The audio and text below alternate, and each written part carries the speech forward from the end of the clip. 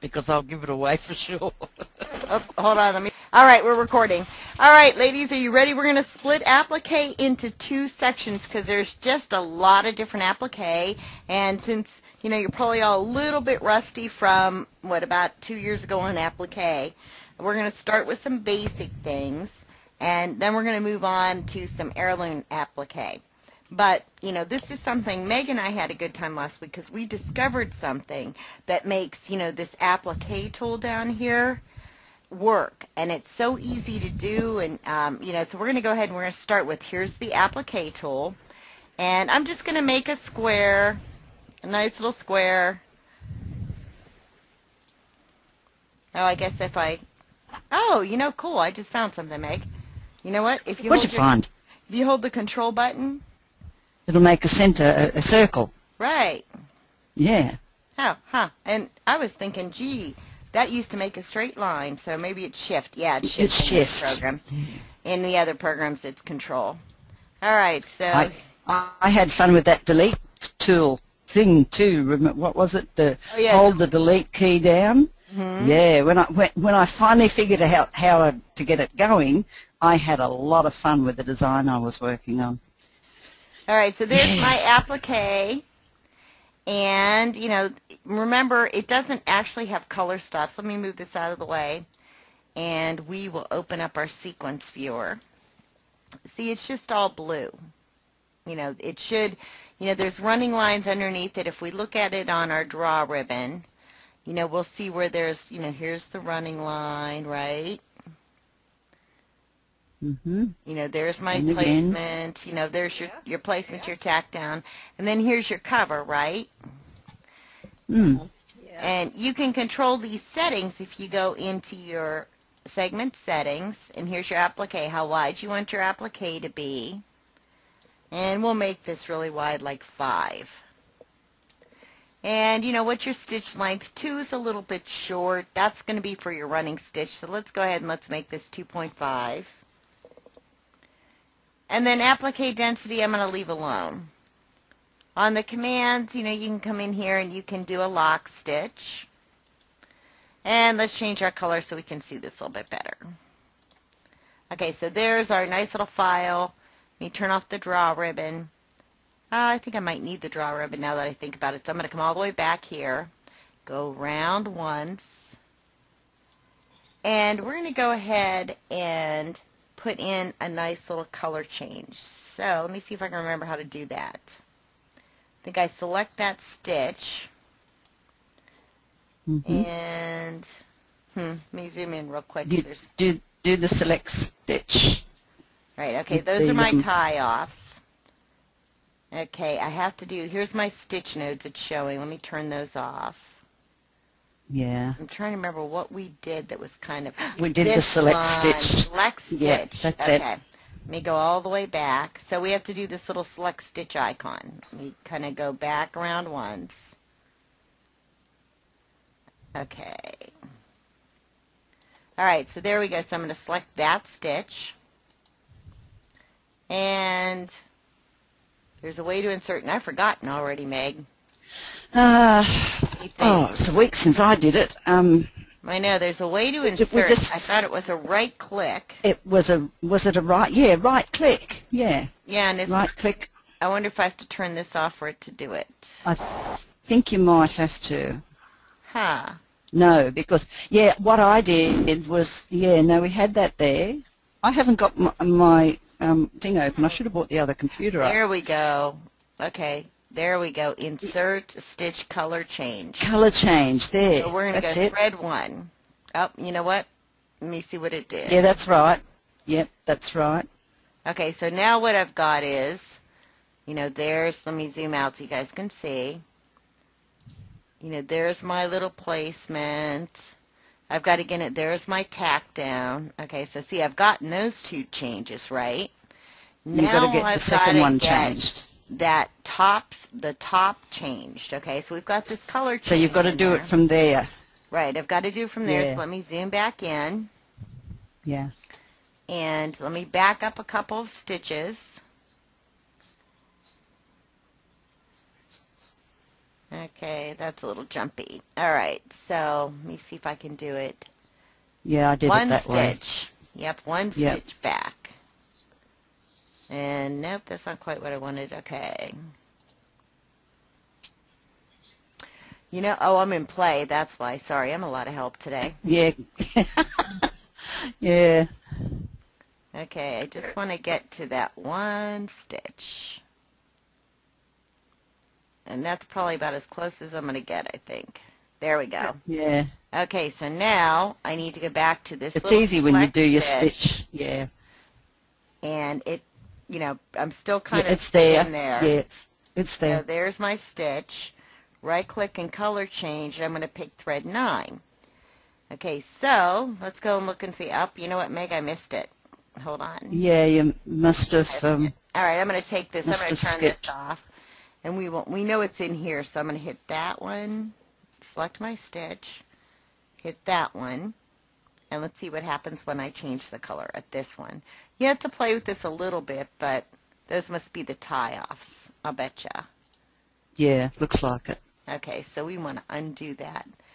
So maybe it's this stitch here. So we come back over. We always have to reselect that tool. And let's pick this stitch, and let's see if it does what we want it to do. And maybe, maybe not. Oh, it did. Yeah, there we go. It did. Yeah. Okay, so now here's how you do your applique. You're going to go and you're going to hunt down that stitch right there. There's your placement. Here's your tack down. And then here's your cover. So now this applique works. And, you know, if you need to edit this or anything, you can go in and you can reshape it. And, you know, so now that you've got those color commands in place, you've got the perfect applique. So what do you guys think of that? Oh, that's right. And that's, I want That's wonderful. Yeah, I want you guys to try that and turn in your homework. And, you know, but that was just, you know, the quickest way to make an applique that Meg and I found last week playing around. And, you know, so, and you can do it with any shape. Like if I wanted to come in and reshape this, I could, you know. Mm-hmm. So, okay, now I'm going to go ahead and... I even did it with a face and did a harlequin face. Did I sent that to you, didn't I, Bernie? No, not yet, but, you know, that brings up Yeah, another thing. I did. What else you can do with this, and I want you guys to play with this, is you can use, you know what, you might want to resend it to me, because when I was on the road, I got about 900 emails. But Okay. if I make like a shape like this, right, and I want you guys to play with this, you can make a better shape than I am, but I want you guys to play with this and come up with a shape, because this is going to be one of our next lessons. It's going to be about making stripes. And, you know, this is just going to be fun. There we go. Now let me enter to make the area and turn off my draw ribbon. Okay, see my draw ribbon there, and I'm going to turn off, I guess I need to leave those nodes on. But what else I can do is this. I can come in and I can, you know, select this little tool and say, you know, right there, let's put a color change in. And see how, you know, you can tell exactly how that's stitching, but isn't that cool? And then right here, let's put another color change in. We'll put number 9 and make that yellow again so we can stripe this. And, you know, just pick any color you want. See how I've got the orange? And... Oh, that's neat. Isn't that cool? But it just makes it so much easier to, you know, do things. Look at the stripe there. And you're clicking on those little nodes, right? I'm just picking a node and clicking on it, and I can get it to make stripes, and it's just a whole lot of fun. And we'll go ahead. You left click on that. Nope, node. I'm going to right click on it. You right click on it. Okay. So right click on a node. Well, I guess I'm left clicking to pick the node, and then I'm right clicking to get that little menu to open. Okay, there's my left click. But actually, I think I can just walk over. Yeah, I can. I can come over here and just right click too. So let me change one more color. Which color don't I have? I guess we'll go with 5. Okay, so now we've got all these stripes, and what else I can do is I can come over here and, you know, go ahead and say insert a stitch before or after. So we're going to do before, and look what else I can do.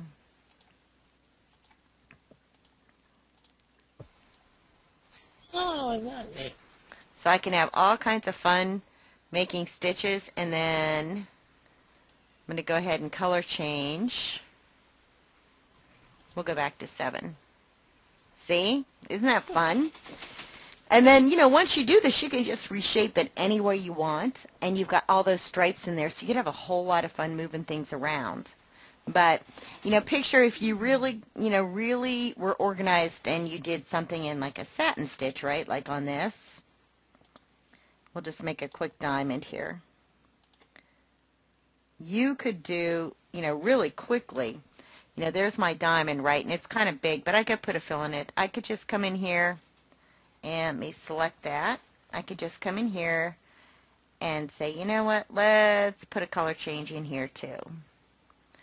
And then you can come down here and put another color change in. Oh, let me undo that one.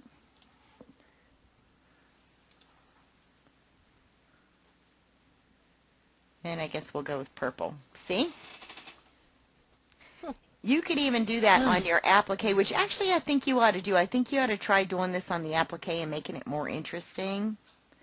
You know, you can change the color so that you can make this, you know, really. And if you end up with something like that where it doesn't go sometimes, just come back and grab a color. But see, isn't this fun? See? It's pretty cool. Mm-hmm. Okay, great. Okay, so now that you know the basics of that, I'm going to assign this for your homework. I want you to, you know, like make a square and play with this. And if you, you know, play with some of the little filled areas too. And then I want you to reshape it in a heart. Okay? Mm-hmm. So, all right, let's go ahead. I'll send you my little man in a minute, but every time I try and I click on the thing on Firefox, it keeps saying it won't respond, so I'll have to open the other thing. Yeah, I was having trouble with Google Chrome. To make this, I was having trouble with make the square. Make this. what's he? You know this. Oh, make the square, and then after you get your colors, kind of how you want them, I want you to reshape it into a heart. You know what I mean? Well, like, Or the solid building. tutorials. right. And well, on the solid fill too, play with the solid fill, you know, but you know, once you get your colors like this, then go ahead and reshape it into a heart shape. And you know, but if you look at, you know, like I'll get rid of these pieces now so you can see kind of what we've got going on. I'm going to just delete these pieces. Okay, so now if we look at our draw ribbon, see all of our colors? Isn't that neat? And I think I want it to go, see, there's our placement, our tack down, and then there's our fun little applique, and then it changes colors, and then, you know, keeps kind of going around the corner. So you could do all kinds of stuff with this. You can make it really striped if you wanted to. But that's going to stop and tell you to change your thread each time. I'll send this to you in a minute. Okay. Okay. So, all right. It's really driving me nuts. I did do my homework. I put a border together. Oh, neat. And I must have sent it to you. Yeah, I do have the border. I did have the border that you did, the one with the flower, the big borders. I have that, but you were talking about a mannequin or a harlequin man. Yeah, the flowers, yeah. So, okay, so now I'm going to go ahead and... Yeah, hold on a second. Okay. There it goes. I'm going to open up a file. Wait a minute. And I'm not going to save this because you guys are all going to play with this, and it's so easy, you know. But we're going to go ahead and we're going to put an image in. And I've got a couple that, let me get into my computer. And Beth, you'll be impressed. I'm still semi-organized. I sent it to you to Bettina Studio. Okay. And let me see. I always have to figure out the My Document kind of thing, right? This is the part that drives me crazy on 8. It used to be so easy because there was, you know, the My Documents, and you pretty much were in your documents, you know, and now you've got access to, like, the whole thing. There we are. Okay, so we're going to start off with this. This or this. Either one's pretty easy to do. I guess we'll start with the purse because they're about the same. All right, so there's my purse, right? Let me see how big this image came in at. This is where, oh, that's not too bad, but this is where I usually lose my mouse at when I go into, you know, the backdrop select. Then my mouse gets a little flaky. So you just have to kind of when your mouse disappears, just move your mouse to the vicinity and then pick, right click to get the menu, and then you can resize. All right, so I'm going to turn off backdrop select and just go to select. Okay, so this should be pretty easy. But one thing is, we're going to have to hide these pink lines, right? Because they come right to the edge. We're going to make a black background, and then we're going to put the embroidery on in pink. And then the same thing with this. We don't want this to, necessarily, you have to watch where you place this. Do you want this on top of the applique, or do you want it to be kind of part of your applique, that kind of thing. This big pink center, you may just want to do a second applique for, because that's a pretty good area. And if you're doing applique, you might as well, not sew as much as possible, or as little as possible. Does that make sense? Okay. So what we're going to do is, now I'm going to let you play with the applique function like that. For this, we're going to go back to the old way of doing it. Here is my run stitch. Remember, this manual stitch is the one that causes you to control your stitch length. And this is your running stitch, right? This is your regular running stitch. So what we want to do is we're going to pick where we start and where we stop. And we're going to follow this for both of these. We want to, start a little bit inside. And if you need to zoom in, here's your zoom tool, and you can control where you zoom to. Okay? And select your running stitch. So we're going to go a little bit inside, but you can see there's a little curve here. Right? Little curve. Pick your tool, and when you get the little inchworm guide, try to be as even as possible inside here.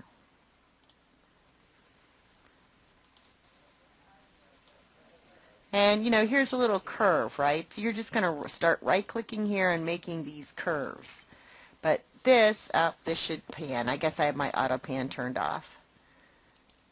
And, the same thing here. You don't necessarily want to make that rounded, although you can. I would left click here to stop, curving as much as you are, and then right click right in here. Okay? And then left click here again, because you want to stay straight on this section. And the same thing when you come down to here, you're going to go ahead and left click, and then maybe one right click point here and a left click to end that curving. So let me go ahead and make this real quick. And in the middle of punching, I can still move that scroller and scroll over. And the same thing here. I'm going to, left click, right click about middle, left click, and come back up to this section. Now, this section, whatever you did on the other side, you're going to want to do here as well, or as close as possible, right? And if you don't, if it doesn't quite match up, we'll look at it and then we can adjust it. Okay, so here we are. We're going to come up to this point and we're going to, left click to end it and press enter. Let me zoom out, and I'm going to go ahead and select that and change the color so you can see it on that black. See my yellow outline? And this is the section I want to look at. How close are those to each other? And if you need to, just zoom in. Let me move this out of the way so I can see. Okay, so I may need to adjust a little bit there. And to do that, since I've got, my show beads on here, my show dots, I can just come over, look for the arrow, and I can adjust, see? If I didn't have my show dots on, I think I can still get to these.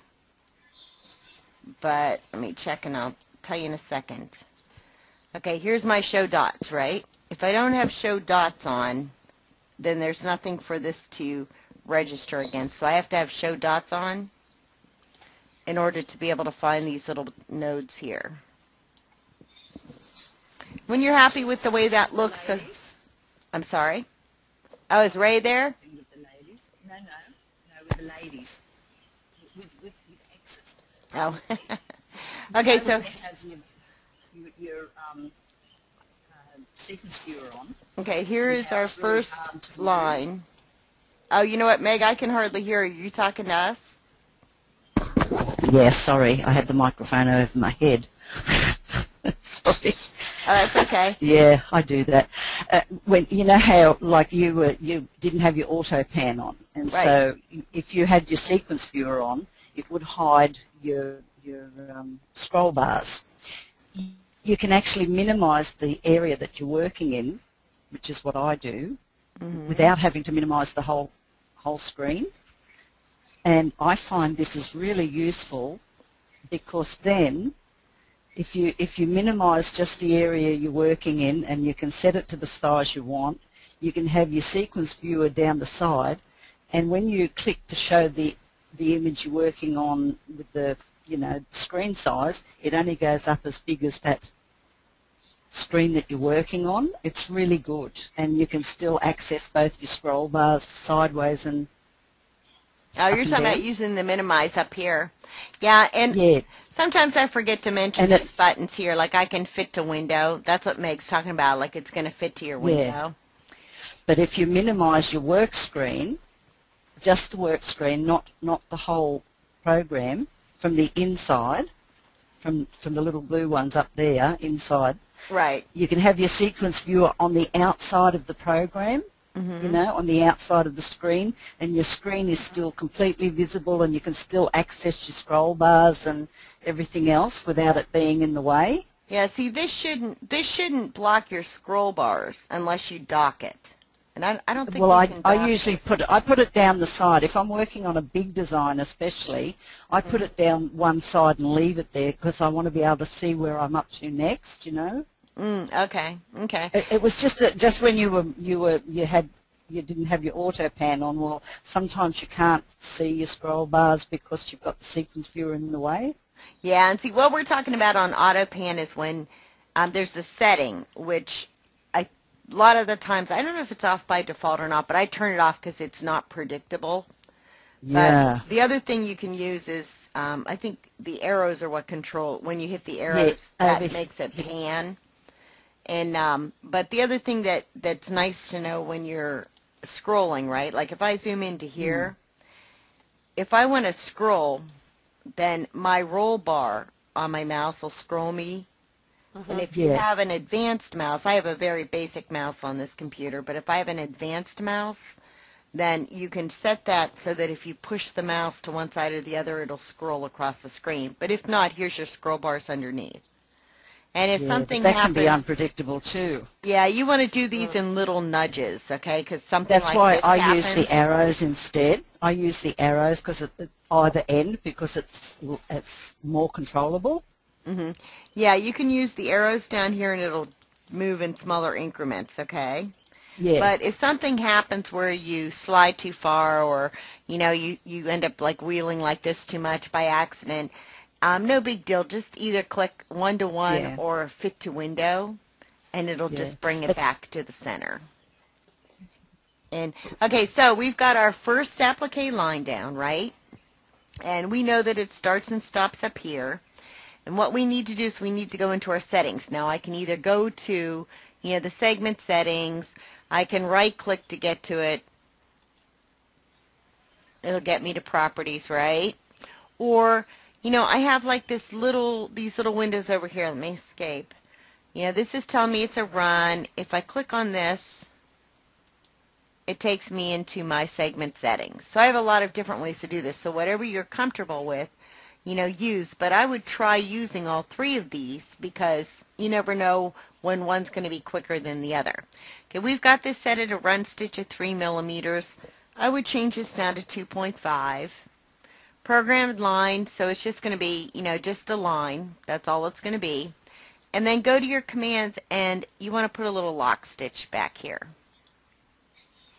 Okay, so, and I would use the same colors in applique all the time. Like I usually use pink for my placement, yellow for the tack down, but I'm sewing it in the same color. Like I'm actually going to do black, right? But there is my placement. So I'm going to say okay. And, if I want to change colors, I'll leave that yellow. But if I want to change colors, I'll go ahead and find a pink I like. And yes, I want to add that. So see what happened is that turned pink now. Actually 10 turned pink, so it added a 10th color. So now I've got my pink. Wow, that's pretty candy floss. I like that color. So there's my pink. I've got my run stitched down, and it's all good. Now, it's also selected because I've got these little square nodes here, right? So I'm just going to go up to Edit and, copy to clipboard, or I could use Control-C for the keyboard command. All right, so that's copied. Edit, and now I'm going to paste. Paste from clipboard, or Control-V.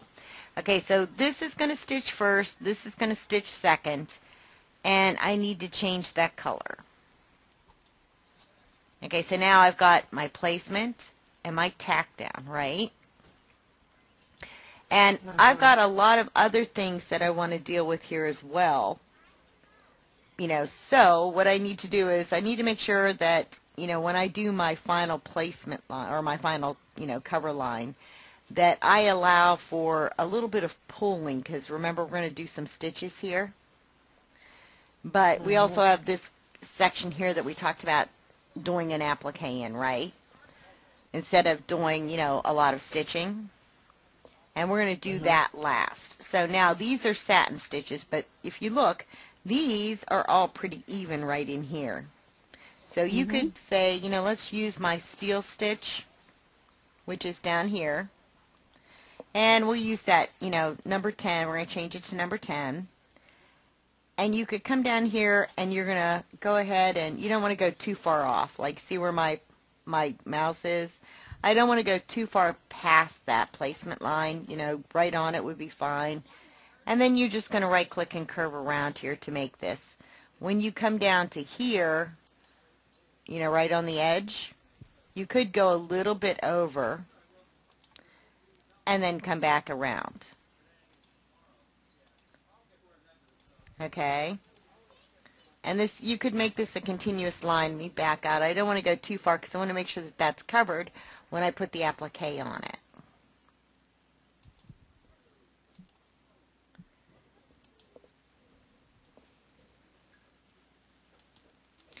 Okay, so there's my little pink line to start with, and this is what you have to watch for. See those, how those are hanging over? Okay, I don't want those to hang over too much because, my cover stitch is only going to cover so far, so I'm just going to adjust that. And pull those back. All right, which dog's barking?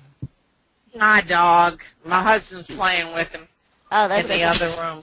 Okay. I just heard the commotion. I thought, oh, somebody's trying to get their dog to stop. Okay, so, I don't have to be perfect. My husband's playing with him. Yeah.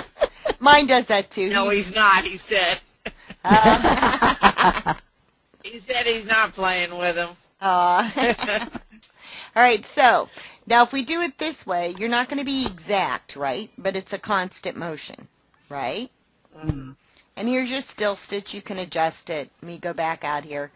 And, you can make some adjustments here. Like if I need to, add a node, I just click and it adds a node. And I can move these around. I can make this a little bit wider if I want.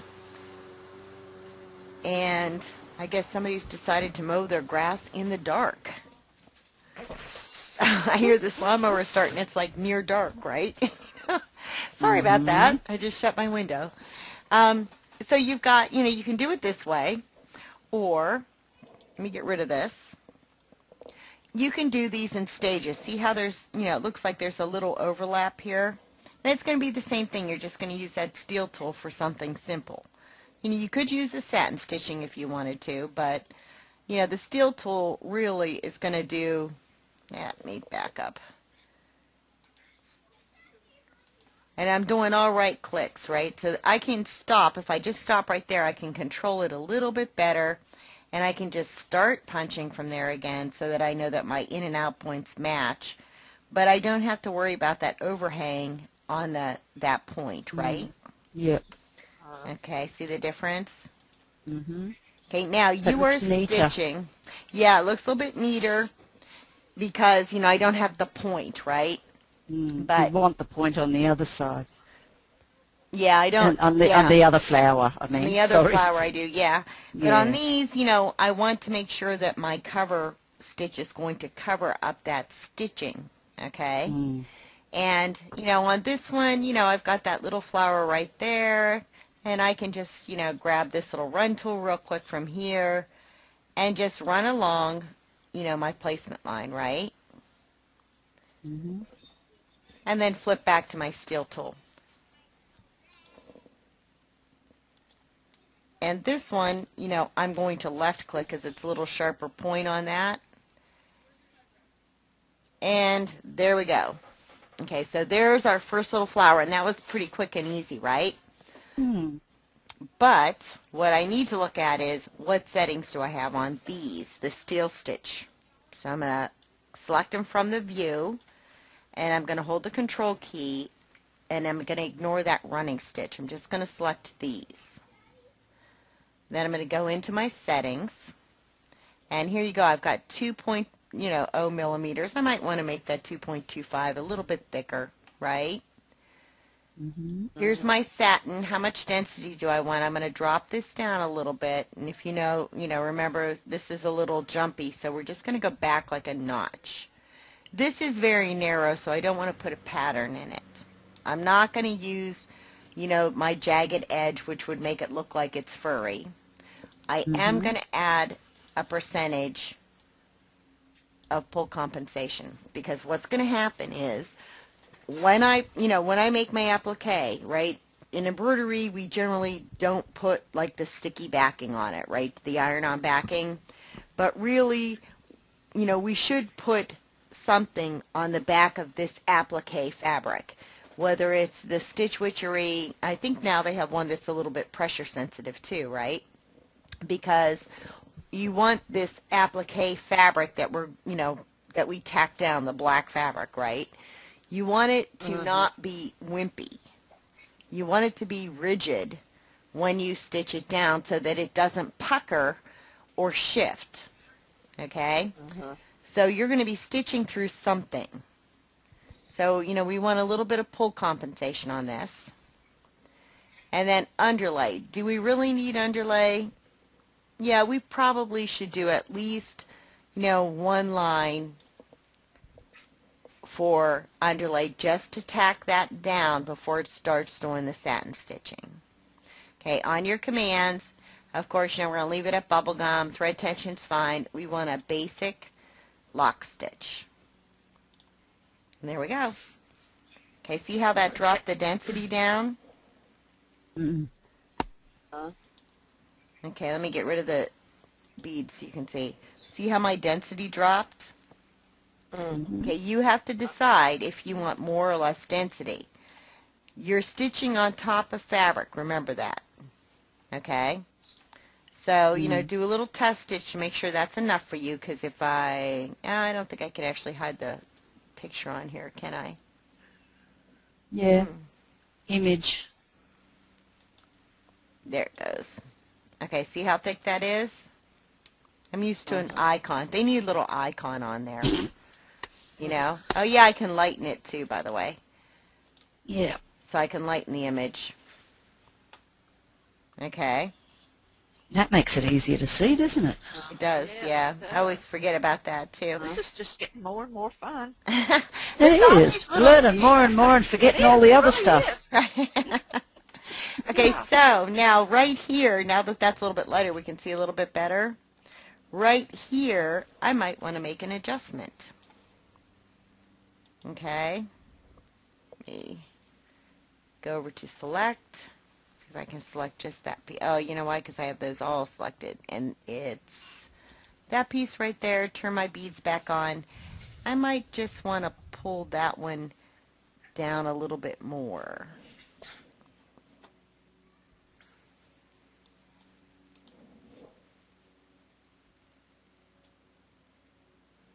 But I don't want to pull it out this way. I'm going to want to make sure it rides right along that line. Okay? And, yep. you know, and that's going to be kind of the issue. Now, I'm going to leave my density at this. You guys are going to have to decide what you want your density to be.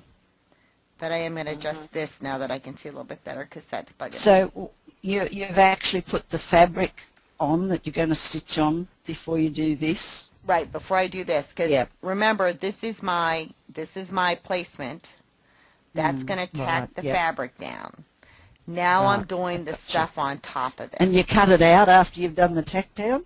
Yeah, you can, or the fabric. This is what I found. There's two type of applique people. There's the applique people who are very organized and trim this off to size based on their template, right? And they've got their little piece cut out already.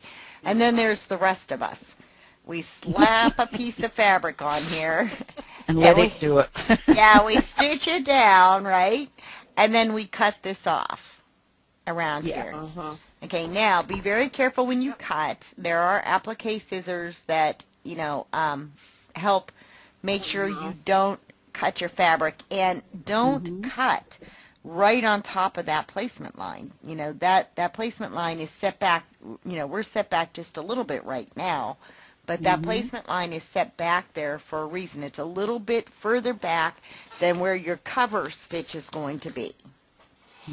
Okay, so don't cut it right next to that. Like, give it a little, you know, 1/8 of an inch or something. Okay. And check your... That's where I went wrong before, the last time I did an applique thing. What happens is you cut too close, and then this frays. And it comes out. Yep. So what you can do is you can fray check this, or, you know, there's all kinds of stuff out there that, you know, but if you fray check it, you have to give it enough time to dry. Okay?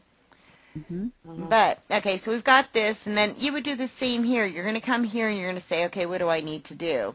And there's a logical process. We're going to, you know, we're going to start here, and we're going to end, you know, down here, travel here. Is that little piece important? Well, you know, maybe this piece is important, right? But that piece ends up almost not being, you know, notable as, you know, see, if you look at these pieces, they're one piece. They're not really two pieces anymore, right? So let me go ahead. I'm just going to do this real quick because I am going to use the steel stitch still, you know, and you're going to have to think about how you want to do this. Generally, it's good to work from one side to the other, okay? And if you're going to work your applique from here to here, I guess the best advice to give you is before you trim this. How's that sound? Before you trim this, do this first, because there's going to be some pull, and if you trim too close over here, then it's going to pull it out. So, but the advantage you have is these stitches in the middle are going to hold it in place a little bit. But don't cut yet, but work from one side to the other. So we've done here, like I don't want to race over to here because that might push that in the middle, right? I ended here. You can see right there, right? Yep. Okay, if I want a jump free design, I'm going to go and I'm going to select the run tool, and I'm just going to run this right along where my placement line is. Okay? And just run this down. Okay? To here.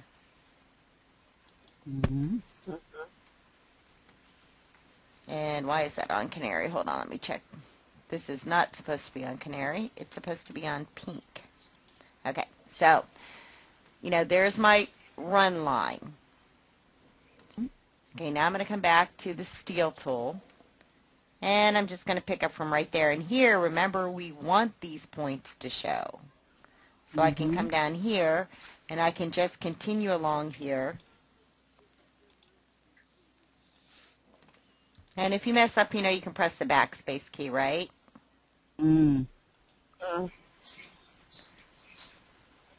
Doesn't work in Embird. The backspace too? You can't press the backspace? No. Oh, that would drive me crazy. Okay, left click on these It's different. And then we're going to come all the way up to here, and we're going to end on that line. Okay, so now this needs to obviously be a little bit wider, right? So do your select, make your little adjustments here. Like I would pull this down a little bit further just for the simple fact that they seem to be on top of each other, right? And go into your settings. So here, you know, I can just click on this and go into the settings for that. Steel width 2, let's try 3 on this. And You know, you might as well go in and set all of your settings now, however you want to set those.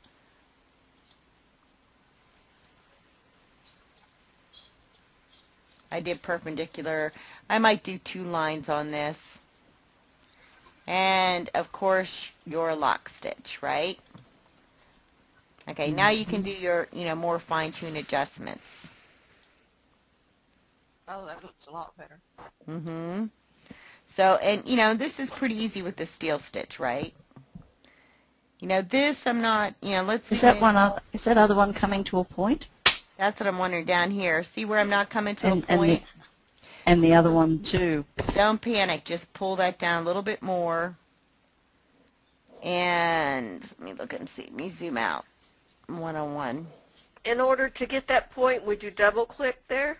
No, but you might want to adjust in like some of this. I'll be back. I shouldn't have a double click in here, but see, sometimes it does the perfect little point and sometimes it doesn't. And when it doesn't, I would try this. Come up here, and you should be able to click and see how that's pulling down a little bit more. And then, oops, I didn't want to do it that way. Hold on.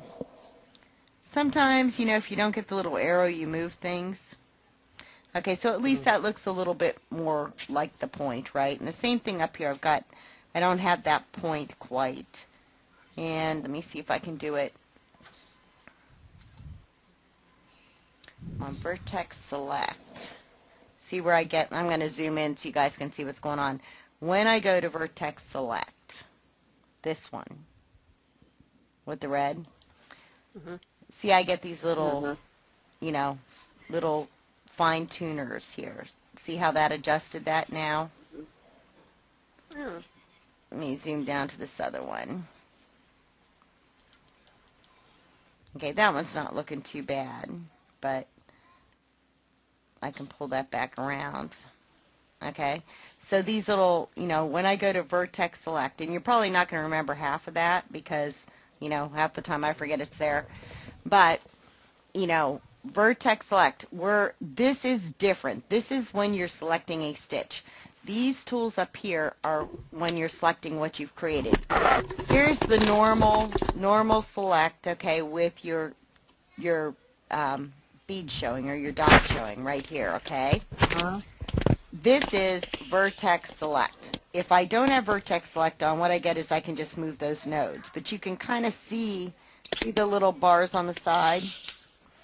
I just can't get to them unless I click on vertex select.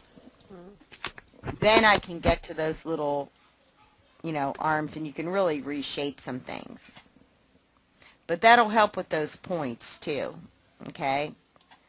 It'll just change that enough that you get the points. And this is what it looks like now. So I've got my points, right? Okay, I ended up here. Let me go back in to show you my beads. And, I might want to pull that a little bit more. Okay, so I know that I ended up here. So now, it's just the same thing I'm going to do. I'm going to run. I'm just going to run along, this placement line. And to be honest, if you guys want to put the polka dots on it, to be honest, what I would do is, get crystals or get those little studs. They have those little, rounded plastic or metal studs and glue those on. You could do the dots, but then you'd have jumps, right? So it's up to you. But I think that would look cute, with little studs on it or something. Yeah. Just something a little bit different. So, I'm going to do the same thing here. I'll go through and I'll send you guys this when I'm done. But, it's the same thing. I'm just going to come down to here. And this is pretty, pretty straight. I'll just, that one, there's just a little curve right here maybe. And, I'm going to go in and I'm going to adjust that and I'm going to set my settings again. Now, when you come down to these other pieces, you have to decide what's important to put in the design and what's not. I'm going to just leave that because you guys know how to adjust, right? Like when I'm coming down here, how important is this little piece right here? You see that little piece? Yeah. You know, you have to decide. Personally, I'd probably do something like this and just do the running stitch in there. And maybe go over it twice, right? Well, wouldn't your applique stitch cover that anyway? It's going to cover part of it. Okay. But let me zoom in because this is part of what the character is here. Let me kind of zoom in on that and get rid of that last one I think I just did. Right there. Okay, I'll leave that there. But this is kind of the character. If I don't have something here, right, then that's going to be one very big flower petal. Do you know what I mean? Oh, okay.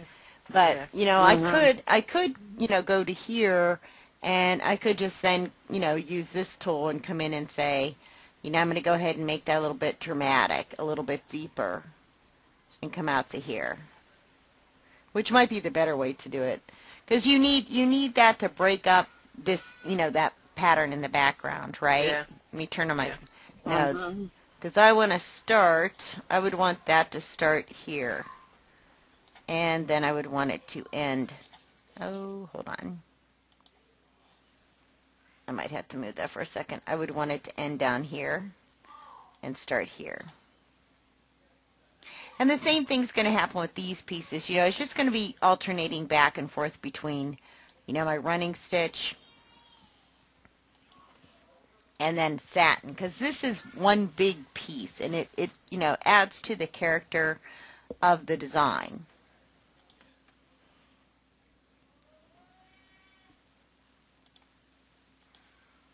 And these are actually pretty, you know, pretty symmetrical, so it only takes 4 points. And then moving the in and out points. Okay, and then you come down. It's going to be the same all the way around this. Let me zoom out here. Okay, so now, other than changing my stitch settings, you know, I'm going to fill in all these pieces down here, even this little one where some of my applique is going to cover. But what I have to think about if I'm going for pretty much a jump-free type of thing, I'm going to have to bypass and get down to here and then backtrack a little bit. So, you know, here I am here. I would probably just go ahead at this point. I'd probably do this one.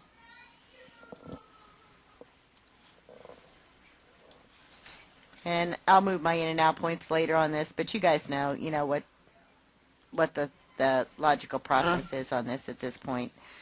Okay, so now these are starting to get kind of wide. Okay, if we're at a one-to-one view, those are starting to get kind of wide too. So you might want to look at putting a little, you know, pattern in those bigger ones, those last two that we did.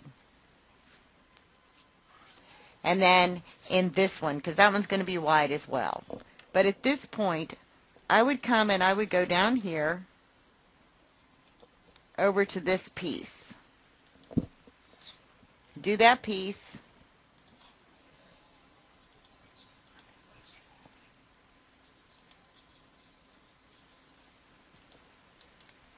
And then you're going to come back over and do this piece here. And the reason is because you need to use the center to get to this last piece. And that way I will have, you know, no jumps. Now this piece is a little bit funny. It's got a little bit of the black showing, right? So I think I might want to do this one a little bit different. I might want to go ahead and treat it, you know, like it's going to have a space and use the steel tool here. And let's see what happens. See how that's going to let that little black peek through?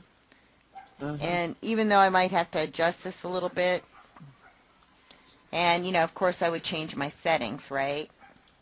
I would, you know, make that the same width, which I think we went to 3. And, you know, add some full compensation, underlay perpendicular at 2, and a lock stitch. Okay, that little bit of black, I might adjust that one there. I might make that one a little bit more narrow because that black is going to add a little character to that. So let me go back and we'll leave it there, I guess 2.5. It's not going to make any difference in the scope of this stitching. That different width here and here isn't going to make much difference, right? And this little piece here, that might be a little bit of a problem. I might want to adjust that, but only because I'm going to stitch over top of it. So there's this. Let me zoom in. And I can adjust that to make that flat with the Vertex Select 2.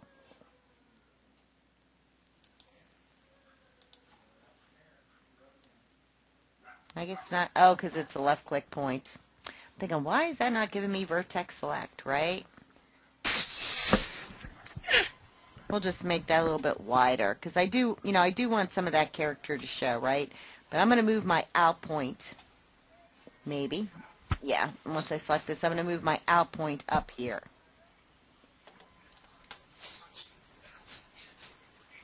And that's all the further it's going to let me go because it's aligned. So I'm going to have a little jump into here. But that's not going to show in that stitching. Okay, does that make sense to you guys? Mm-hmm. Okay, so I want that little black piece to show here because I've got solid here, here, and here. And, you know, so you do want that to show. Now, I'm going to have a little jump, so I'm going to go ahead and, you know, this is where I'm going to go with this. I'm going to go up to here with my run stitch. And go back to the steel tool because this is all pretty even here.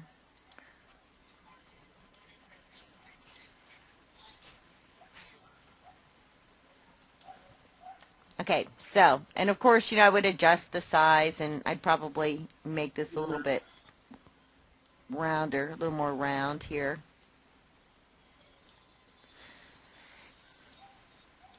Okay, now, this is where I have to make a decision. Do I want to do that in stitching, or do I want to do that in applique?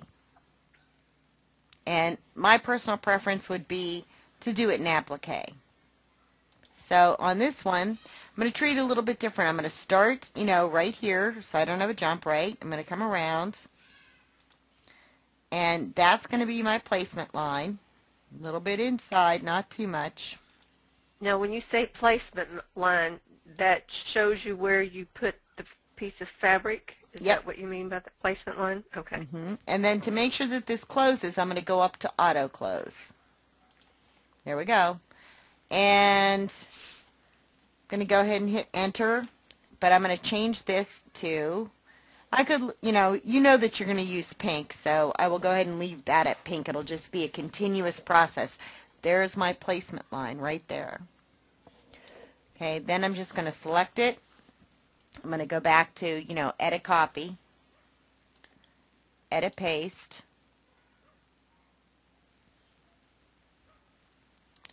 Okay, and then I'm going to change, see I've got, here's my placement. I'm going to take this and I'm going to change it to yellow.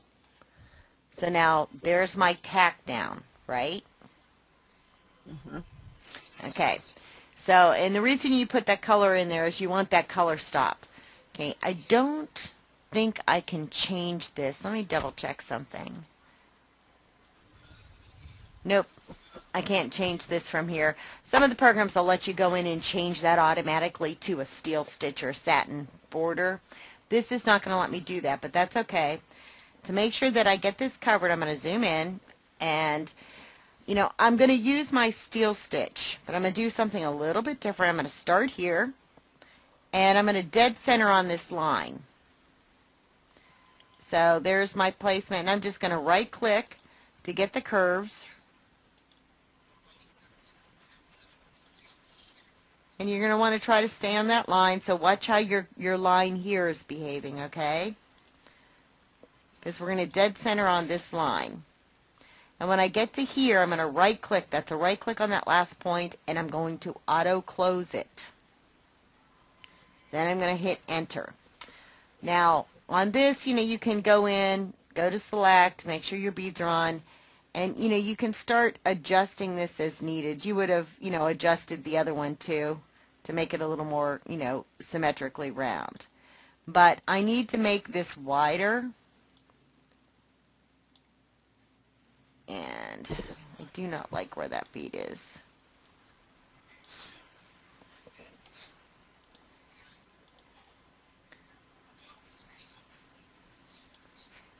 Okay, so, you know, I just kind of want to make sure that that's, you know, more symmetrically round. But I'm going to also change it back to pink. And then I'm going to go into my settings. And I'm going to make this wider. I'm going to make it 3 to 3.5. In this case, I think 3 is probably going to be fine for us. Pull compensation, maybe a little bit. Underlay, I'm just going to do perpendicular with one line to, that's going to be fine. And I definitely am putting a lock stitch on this. My satin stitching, of course, it depends on what you want to do. I'm going to go ahead and decrease that one. And just say OK.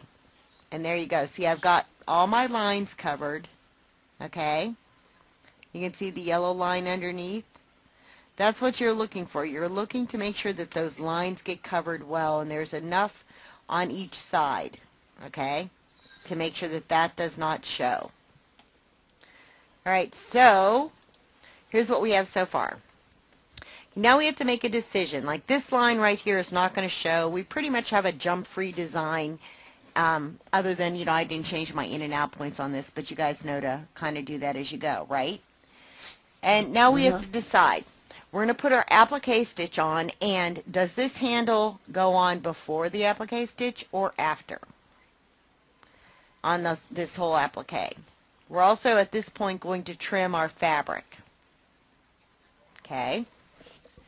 And, you can use the steel stitch, but if you want to give like some character to something, this is very simple. I would use the steel stitch on it.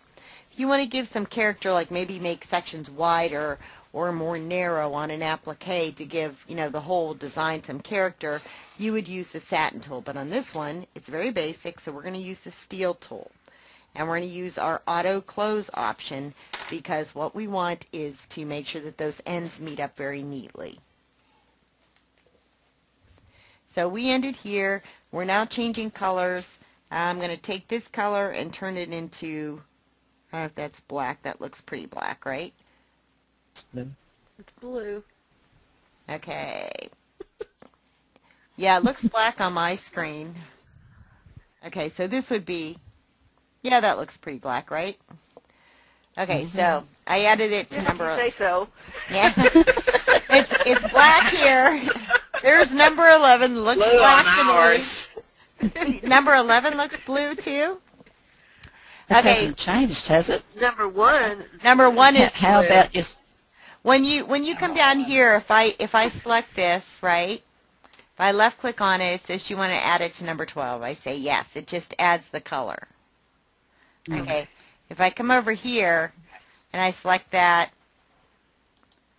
it's not going to let me change it so much. I can come in here and I can say, thread change, remove unused threads. If I go to thread change, I can come up here and I can, change the color of the needle. It's up to you what you want to do. You can actually delete it. I could actually say, okay, number 1 is black now, right? Yeah, that's black. That's black, yeah. Number 11's black too. Remove unused threads. See? I'm only using those colors, so now it makes it simple. Okay, number 1 is black, so I'm in black, and I'm going to come over to the steel tool. And I'm going to start, I want to start in a non-obvious spot. I don't want to start on a corner. I don't want to start, where people are going to, their eyes are going to be drawn up here. So this might be a good place to start, right? And you're just going to follow and make sure that you cover, hold on, I'm moving my mouse pad, make sure that you cover these stitches, right? As best you can. You're going to kind of try to dead center on all of these because that's the whole point, is to cover, your placement and your additional stitches.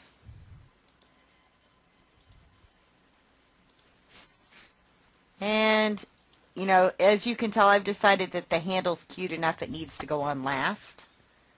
And you'll see why in a second. Because it just, just gives otherwise a little more character. It would get lost. Otherwise it would get lost, yeah. It would be overdone in the, that's right. I got my finger up my nose because I got a nosebleed. Oh, that's not good. Uh-oh. No, blowing my nose too much. That's why I've been silent, because I muted myself. Oh, so we didn't get to hear you blow your nose? I'm No. All right, so here we are. Here's where we started, right? And we've got a left click over here so that we go into a straight point. And now we're going to auto close. Okay? Hit enter. Is there a command on your board that'll do an auto close? No, actually I don't think there is. Hold on.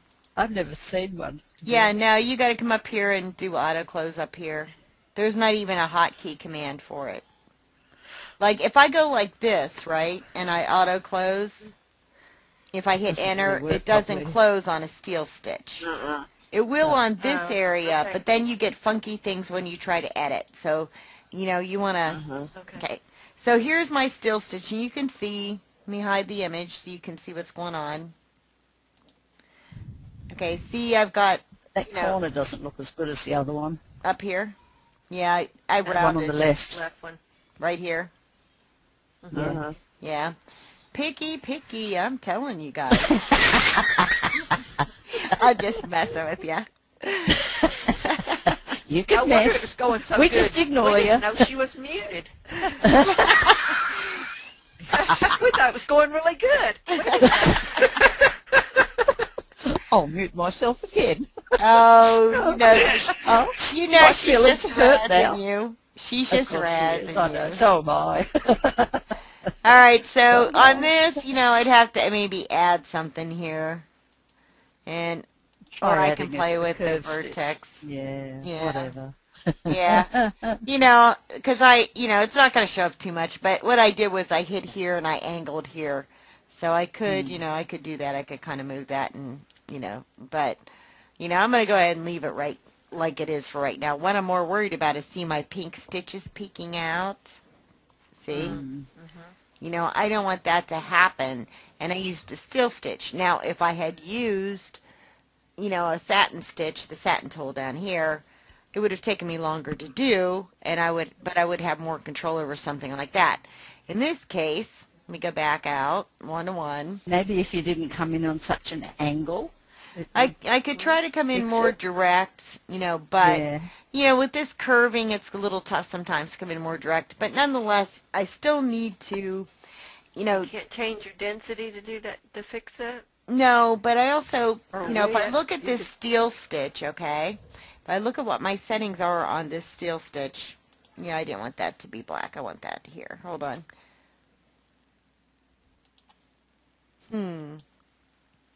Oh, I'm in the wrong select tool. I'm thinking, why is that not changing again? Okay, anyway. So here's my black. Select it. Yeah, I didn't select it. Okay, so here's my black, and I go to settings, okay? This is not a good width for satin, or for your cover stitch for applique. This is not going to hold that fabric well, and it's not going to keep things from unraveling and stuff like that, right? So I need to increase this anyway, so I'm going to make this at least 3 to 3.5, but we're going to start off with 3. Okay, here's my satin density. I'm going to leave the density on this alone. All right? I could decrease it. I could make it a very light, like a Dalco applique. They put a very light applique around here. But the reason is because they've laser cut those, and they're kind of treated on the ends anyway. Our little scissor cuts are not going to be perfectly even. So, I'm going to want that covered up. And, pull compensation, absolutely. I'm going to go ahead and turn that on. Underlay, I'm probably going to want to go with perpendicular. 2 lines should do it. Okay. Commands, I'm absolutely going to put my lock stitch on. Okay, so now you're going to see the difference when I go to 3. Nothing is showing around here. Okay. And, my corner, of course I would go and adjust that, but I'm not going to worry about that right now. Okay, so, and it's not going to show that much, to be quite honest. I probably would make this corner like this, to be honest. But now I've got this little, purse handle to deal with, right? And I can't see it as well with my cover stitch. So I'm going to go ahead, and we started down here. We might want to rethink that, but I really would not want to start up here or here. So we're going to have a jump. which sometimes is just worth taking. Or what I could do it in a different color. I could do it in a different color and just have it trim. Or if you make this wide enough, or you want to add a little different, like look to it, you could do something very simple. Let me turn on my beads and select this. Okay, my beads are on. See where I start and stop down here? Yep. I could do something like this. I could just take a running stitch and I could run it, and it gives this little satin stitch a little more character, to be honest. The only thing is you have to kind of stay in the center.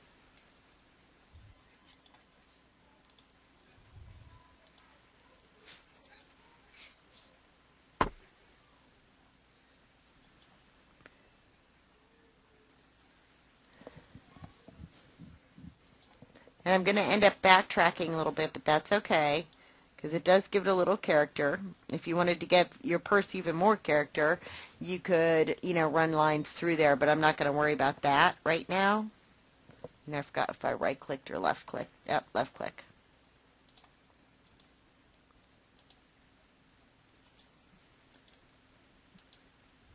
Okay, so that's going to give that little character, but I am going to run this. Okay, so you'll have a little bit of a double on one side. It's up to you if you like this or not. Some people do, some people don't. You could actually put a decorative stitch there too. Let me try something. You going all the way around it with the one stitch? I did. I'm going to change the color because I want to try something on this. Some programs will let me do this and some of them won't.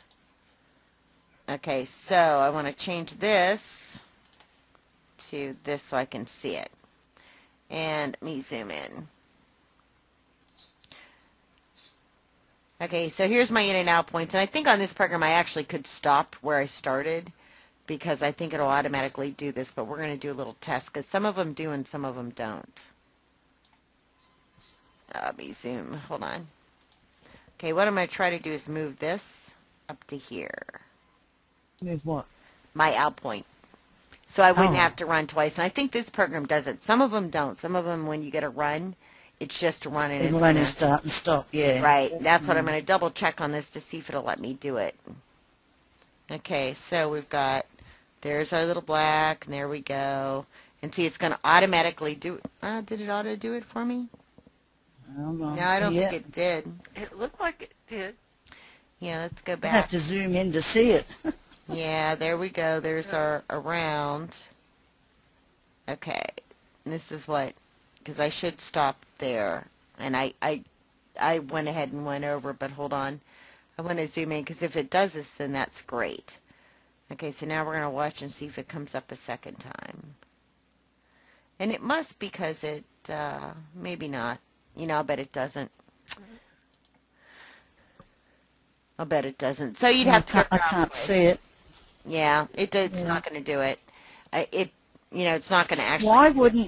Why wouldn't you just take that run stitch around to the first part of the handle, then do the handle, but finish the handle on the left-hand side, and then take the rest of it around to the...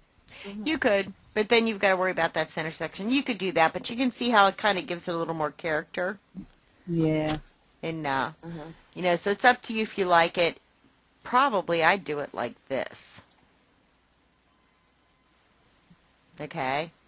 Which is a whole different step, but, it just gives it a little more character. But even in the same color, that's going to show up a little bit on your stitch out. It makes it look like it's more like a purse edge, how they're stitched together. But yeah, Meg's got a point. If we start here, come up and around, and then do the handle, and then, you're going to miss this part here. Not if you finished it on the left-hand side. Well, if you come here... If you finish the handle on the left-hand side, because you'd need more than one row of stitching, wouldn't you? For this? For the handle. For the hand? No. Nope. You're going to be able to do this. You wouldn't do a double stitch? For the handle? No, I would probably do a really thin steel stitch. I would have done a double running stitch. Yeah, I would probably do a steel stitch. See, I'm lazy. I'd probably go and change the colour to metallic gold or something. Right, that's something you could change. What is the bean stitch? Is there something that's the bean stitch? Yeah, it's a triple stitch. That's another program or something. Right, it's a triple stitch. You want the double stitch though, because the double stitch will go around it and then come back, whereas the triple stitch will do 3 stitches each time. Yeah, the bean stitch. Right. Here's what the running stitch just goes like this: run, run, run. Right. Yeah. The bean stitch. Let me get rid of that. The bean stitch stitches. The bean stitch stitches like this. Forward, 1 stitch, right? Back, and then forward. Forward again. Right. But the double stitch. The double stitch goes forward and back. So if I started the double stitch would go like this. Here's my stitches, right? Then it would come back like this. Yeah, that's what I was thinking. It depends on. I'm always a little more leery about a double stitch. For this reason, if your stitching and your fabric shifts a little bit, what happens? Yeah, of course. What happens is you get this. You get. It starts off good, right? And maybe when it comes back, it does pretty good. But then it might go like this. And it's worse on curves, okay? So Gotcha. I try to stick, like, the bean stitch is a little bit heavier, but it's an immediate outline.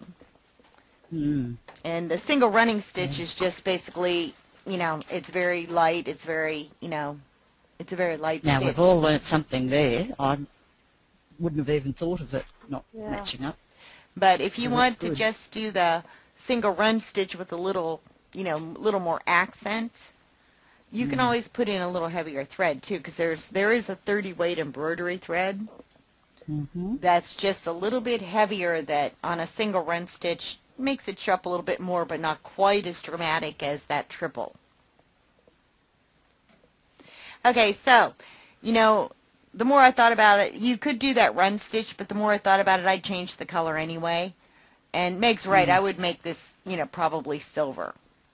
It depends on what colors you want to add to it. But, there's a couple of different ways to do this handle. See those little curly cues in there? If I use the steel stitch, I'm going to have a very blunt end. Yeah. Okay, see? That's going to be a blunt end. If I use, if I use a run stitch, it's going to be very light and wimpy in comparison, when really, you kind of want the handle to stand out a little bit. Oop, I'm poking right there. So, see, when you zoom in, you get to see all these wonderful things. And that's one way to solve that. Don't zoom in. That's true. Then you won't know, right? Okay, so there we go. I'm just adjusting that a little bit so it doesn't show. Okay, so, you've got a couple different ways to do this. I'm sorry. No, and who's teaching who? You're learning my tricks, woman. And just so Meg's happy with that corner, I'm going to go ahead and get rid of that now, okay? So now that looks a little more even, and nothing pink is showing over here. And we have to decide what to do with the handle. And, this is a very symmetrical kind of handle, even though you can't see that. So we're going to hide this so we can see it, right? And we have to make a decision. Whatever we decide is going to show, because it's going on top of this. So my personal favorite would be the enhanced column tool. Okay, and it's not going to be nearly as challenging as what you think. First off, I'm going to zoom in, and I guess I'll zoom into a bigger area and scroll down. Hold on. Okay, then I'm going to go ahead to my enhanced column, and I probably would add a color like, let's make this, let's do silver or gray. Look gray enough for you guys? Is that good gray or that gray? Which one you want? That one. That one's blue. No, I think it's actually kind of lavender. Yeah. So it's close enough to gray, right? They never show up as they should anyway. True. Gray's way over to the right. Oh, yeah, it is. Okay. Nope. Let's do this. Okay, I'm going to pick, we might as well pick like a silvery gray. I'll pick this one. Okay, so I'm going to go ahead and we'll pick number 6, which doesn't look too awful much different on that, but, and use the Enhance Column tool. And what I'm going to do is I'm just going to left click, and there's my point, right? And then I'm going to start, and to right click, and what you're going to have to watch is when you get into like a corner like that, but we're going to adjust our density anyway, and we're going to just start pulling this around. Okay, and you can see if I'm right clicking how that's curving with me, right? And see where it looks like it's overlapping. Don't panic. Just keep right clicking, and that Bezier curve is going to take care of you. And I would even at this point right click here until you get really out of that curve, right? And don't worry, we can adjust that if we want to. And then I'm going to come down here, and I'm going to left click, and I've got to manage this corner, so I'm going to come back up right here, and I'm going to left click, and I've got to manage this corner. It's going to change that Bezier curve. Hold on, let me see if there's a better way to explain this to you. And I am going to zoom in closer so I can see better. Thank you. Yeah, it's hard.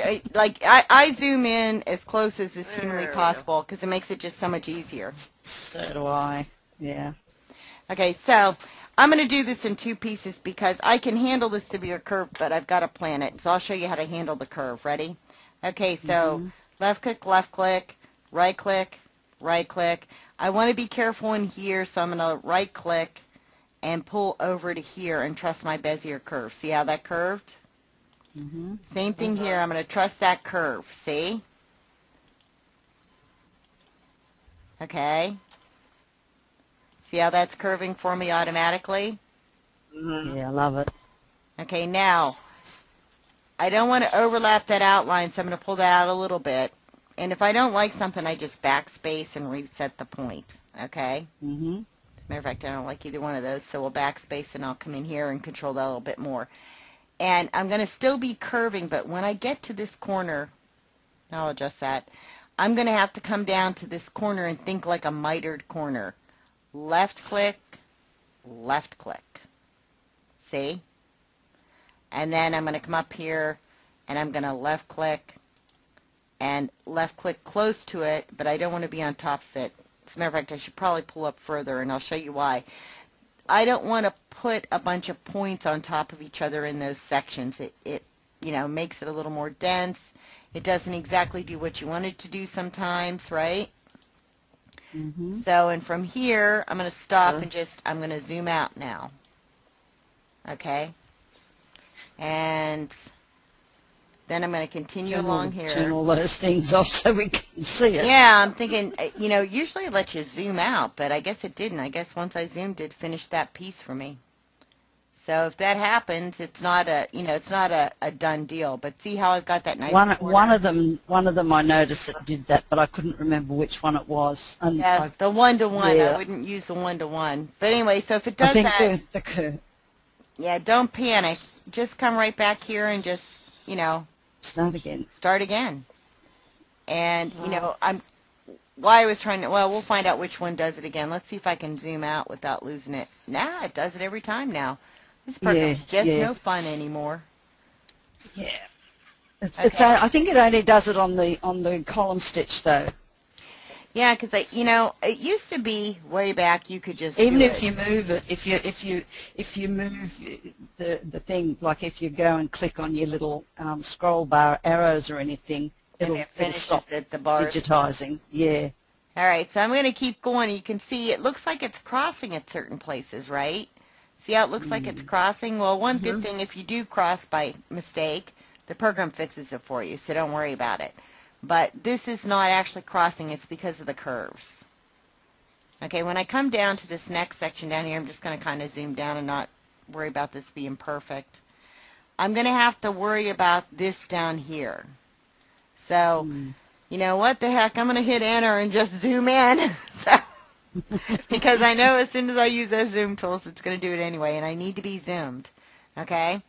So, even if you do this in sections, no big deal. Just make sure you line up. See where those blue points are? Just line up on those points.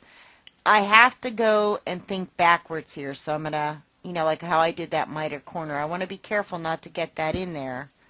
you know, that second stitch. But here's my stitch coming in. I'm going to come down and I'm going to left click. And I'm going to come back up to this corner and I'm going to left click. And then I'm just going to start the right clicking to get this curve going backwards. Mm-hmm.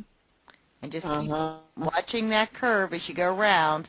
The tighter the curve, the more points you're going to end up putting. And, you know, we don't have to be perfect. Like, these don't have to perfectly match on the ends. But this is a part, you know, where you're going to have to kind of make a decision how close you want those points. And I wouldn't put them too close because it kind of heaps things on there. So let me go back to one-on-one now. And I'm going to turn off this too. And so you can see, you know, there's my purse handle. Let's turn this back on. So there's my purse handle. See how that's coming down on top of that?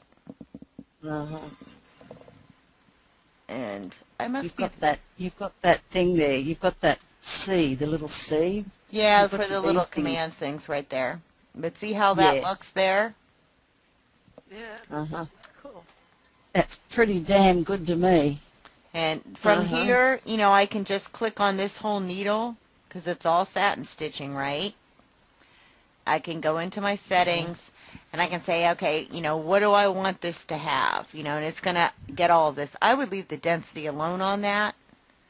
Underlay, you know, you can do contour and it'll do around the outside because that's not too awful thick. Pull compensation on your percentage, and of course you are going to want to put your basic lock stitch on there. So there we go. There is our purse in applique. And, you know, we've been able to add some stitches on top of it, and we know not to cut that base fabric until after we get all of this inside stuff done, right? Okay.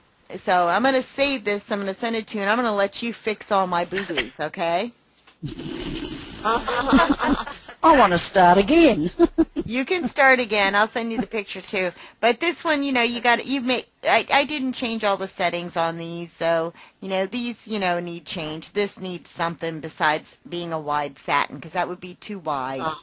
And stuff. So, but let me go ahead and save this. Save as, and I'm going to put Bernie's purse. Okay, so it's in ESX, so you guys can edit it and look at it in case you need to. All right, so that was simple enough. Okay. Oh, I guess it's asking me to save the bitmap too. All right, so the bitmap's been saved, but you're going to get that image anyway. All right, so I'm going to see a whole bunch of purses in different colors and all this other fun stuff, right? And you're going to do that rainbow thing, right? You're going to do the rainbow thing? Yeah, I've sent it to you.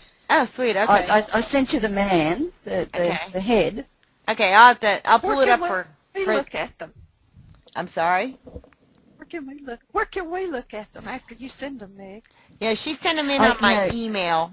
I sent it to Bernie. Okay. Yeah, I'll pull it up for next week, because if I pause this to go get my email, then I'll have one of those black segments in the video, you know, where you hear talking but have no screen. So, Yeah, just send it. Just send the girls a copy each so they can. Yeah. Okay. So I'm going to go ahead and make. Okay. If you want to, you don't have to. Of course. No, I will. When you do this, you do this. I've got a man walking around the house here, girls. Hold on, Gloria. Gloria's asking a question. When you do this in your hoop, right? When you go to embroider this, you're going to put it in your hoop. Okay, and now this image, you know, I did it large, okay? So let me go ahead and let's turn on our display hoop. Because I'll bet we'd have to do this in multiple. And there's my large. Okay, so I'm betting this has to go multiple. Well, no, it's pretty close. I'd probably flip this, to be honest, and do it in multiple hooping anyway. Let's see if it gives me a select all. So I'll give you a little mini. Control A. Control A is the select all? Yep. Hold on. I just want to pull these all up. Because I can do it like this, too. I can just go in here and select everything. Yeah. Okay, and Control A is really handy. I want to rotate. And we are going to rotate either way. It doesn't matter. So I'm going to do 90. Okay, so now I can get rid of my image too, since that just makes it look, you know, a little difficult to see. Okay, so I'm hiding the image, okay? And if, you know, you could make this even larger if you wanted to, but this would be a good multi-hoop design. And there's my multiple hoop. Okay, so I would take this and probably move it up to the top two portions, right? I don't know. I've never done multiple hooping, so I have no I've idea. forgotten how to do it, and I've never done it on the machine. Me too. But that. On this one, it's kind of, maybe, you know what? No, because then it would end up in all four pieces. Okay, with it turned this way, okay? See how I have these two hoops? When you send this out, you know, you would print your templates. Let me see if I can do a print preview here. Okay. Oh, wow, the image shows up too. There's my setup, okay. Settings. Company Showing name. it on the center. Yeah, I'm trying to find where there's a way to hide the images. There we go. Okay, so the image doesn't show up, right? Okay, this is, it's showing me, you know, the crosshairs. We're going to see if it's going to give me two settings. Anyway, what you'd end up doing is you would end up peeling out this silver part, right? And you would send this out first, this whole section out first, and then you would save this as a separate design. So when you go to do the multiple hooping on the machine, that's hard to, I guess, kind of explain on the multiple hooping without showing it, but when you do the multiple hooping on the machine, what you end up with is you're going to do this first. That's why your template's important. You would do this section first, and it'll fit in your regular hoop. That section will fit in a regular hoop.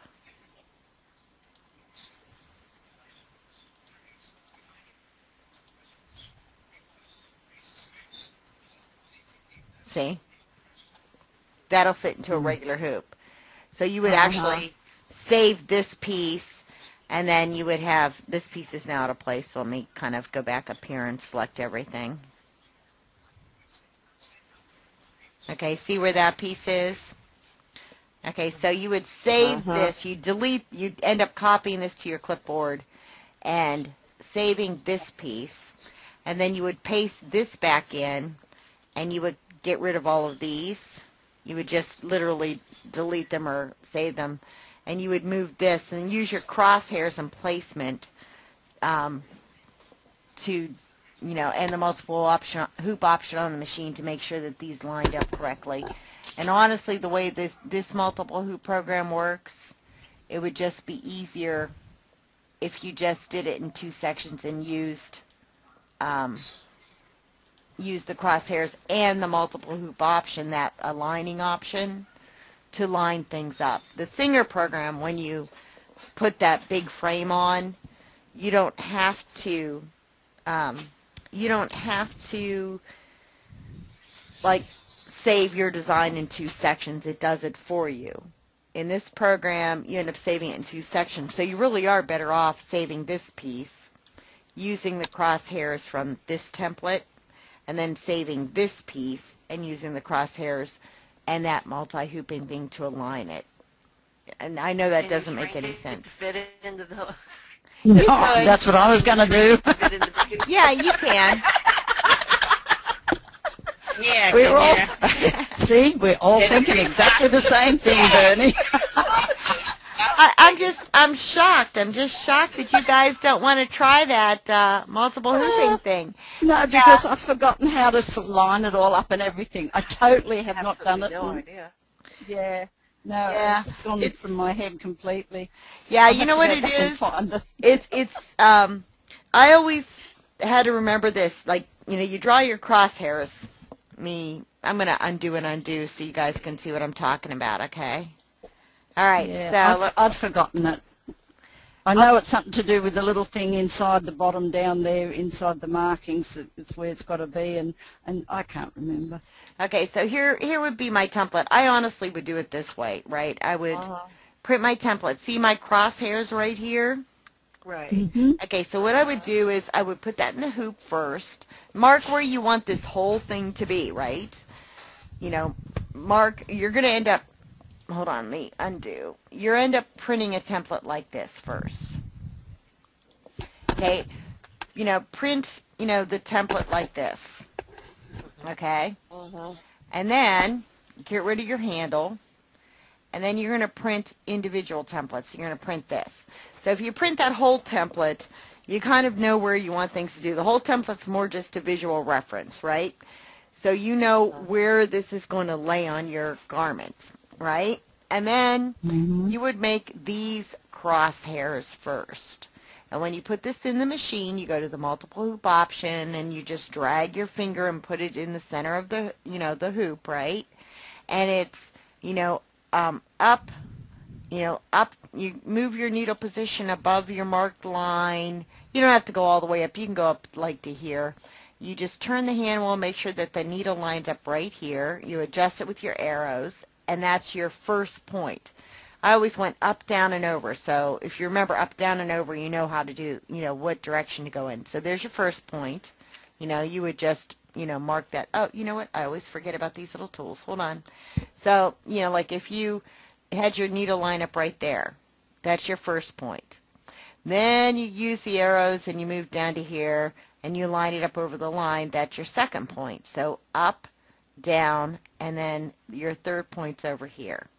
And the advantage of that is if you hooped a little bit and it's skewed a little, like a little crooked, as long as your needle lines up on this line and this line, even if you have to nudge it over, right, and this line, the program is going to adjust it, whether it has to rotate it this way or it has to rotate it a little bit this way. It's going to triangulate its position and mark it for you. So even if you hoop a little bit crooked, the multiple hooping, you know, is a great tool to use, right? So once you do that, let me get back to my little arrow. You know, once you do that, you're going to, let me undo the delete handle. Then you would get rid of all of these pieces. You would delete the purse section and keep the handle. And, you know, do the same thing. You're going to move that handle into the hoop. Should just go ahead and delete these. Hold on.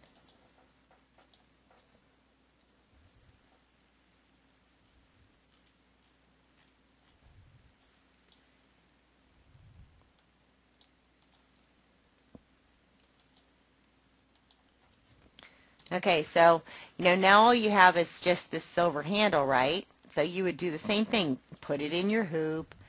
Go into, you know, print your template. See where the crosshairs are for that. So you would line this up with the purse you've already embroidered.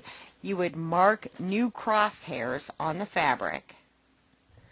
And then you would go in and do the same thing. You know, you're going to go up. You know, there's your crosshair. Up, down, and over. And the program's going to adjust the position of this piece so that it aligns perfectly with the first piece. Does that make sense at all? Who's going to be brave enough to try that? No idea. Right now I'm thinking I am now. When I actually sit down to do it, I don't know. You can do it. I have faith in you all. You all can do this. I know you can. I think I can. I think I can. You I think can. I can. So I want to Bernie, know. I split a design for someone else. A huge. I split a huge embed design for someone else. Right. And I split it into 6 sections for them to sew it out and do it themselves. But I've never actually sat and sewn one. Now, it turned out perfectly, and you know, I can split a design, but to actually sit down and sew it, it's a totally different thing. I just, you know.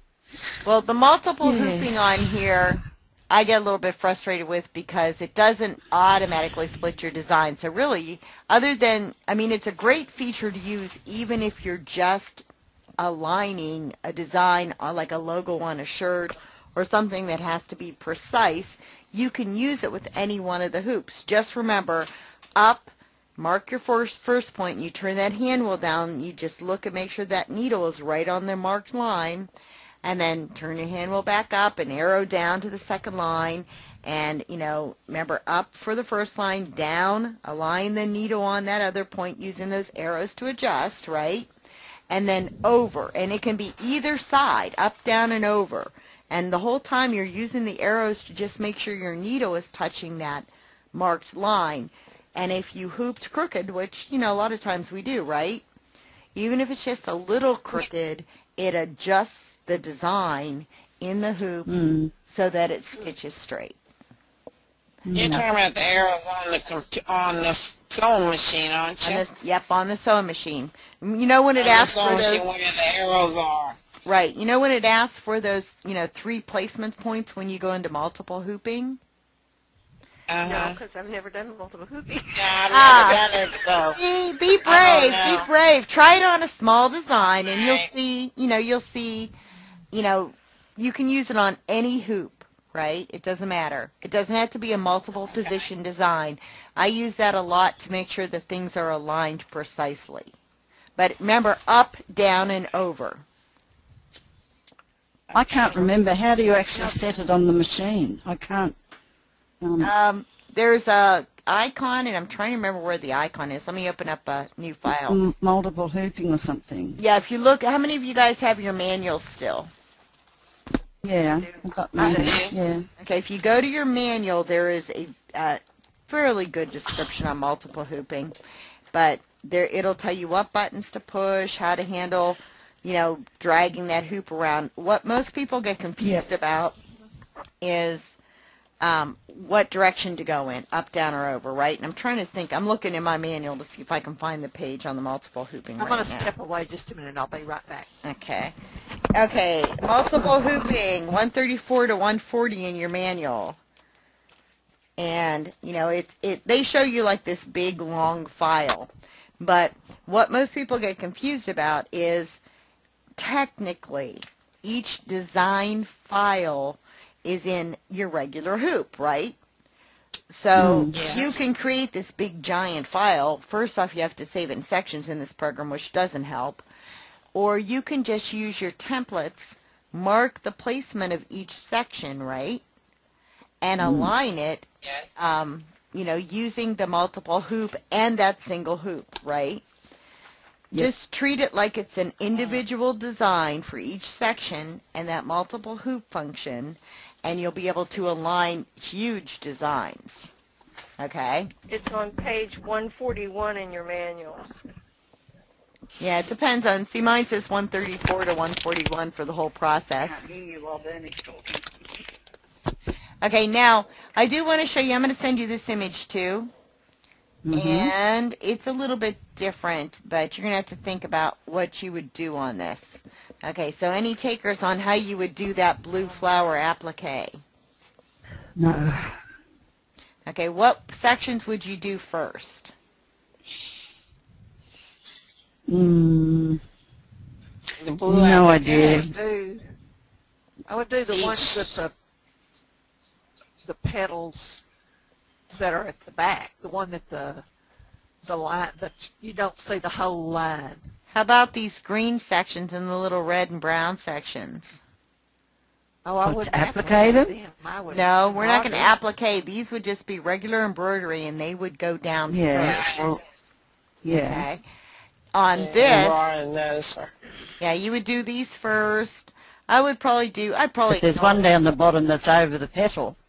Right, but, you know, I would ignore that, to be honest, right? That's right. If you're losing, change the rules. That's right. I would totally ignore. Isn't that right? Yeah, I would ignore that right there, and I'd probably ignore these bands right here. Maybe, maybe not. But the red would go first, and then I could run anywhere I wanted, right? I could run underneath here, you know, to do these red pieces, right? Sure. And then I would do the green, right? And this is going to be an awful lot of satin stitching. These greens, right? And these would be run lines because they're very thin, okay? But this flower section is one piece of applique. So let me show you what I would do. I'm just going to do this quickly. I would do an outline, I'm not doing a very good just outline go around the here. outline of the flowers. Yep, you're just going to outline this flower. Hold on, that's going too much curvy for me. You're just going to outline the flower like this. Yeah. Okay, all the way around, right? Okay, so pretend I went all the way around on that.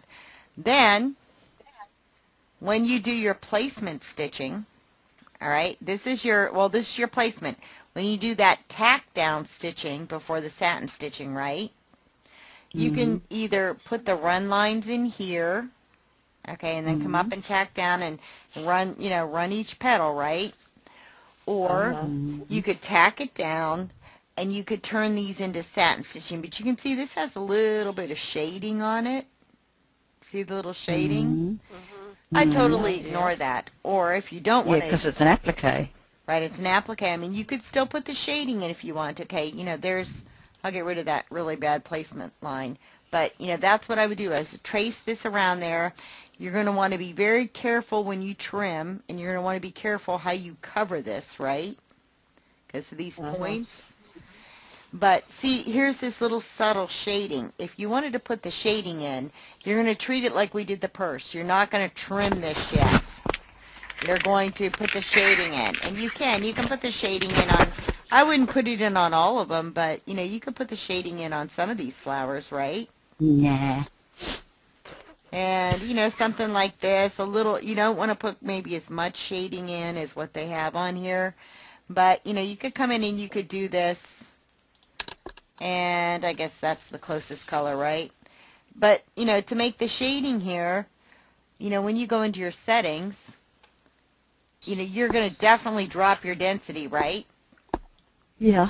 Okay, pull compensation, I'd still go percentage, and you would have absolutely no underlay.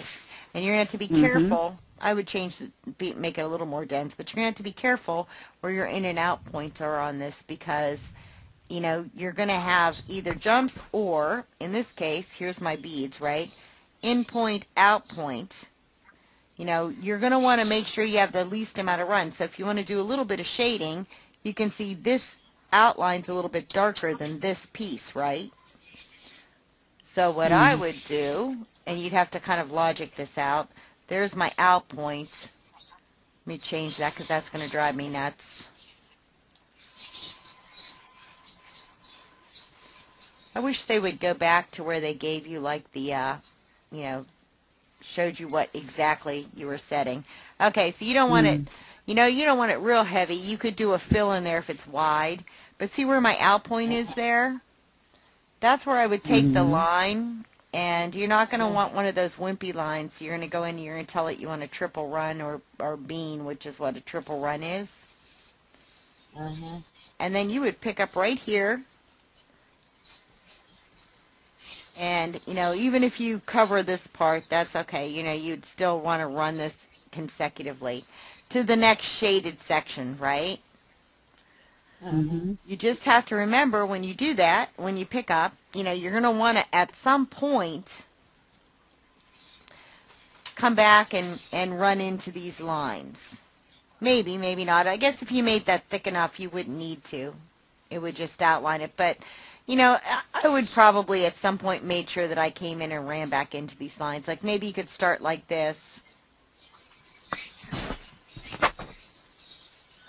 And then let me get the sequence so you understand what I'm doing.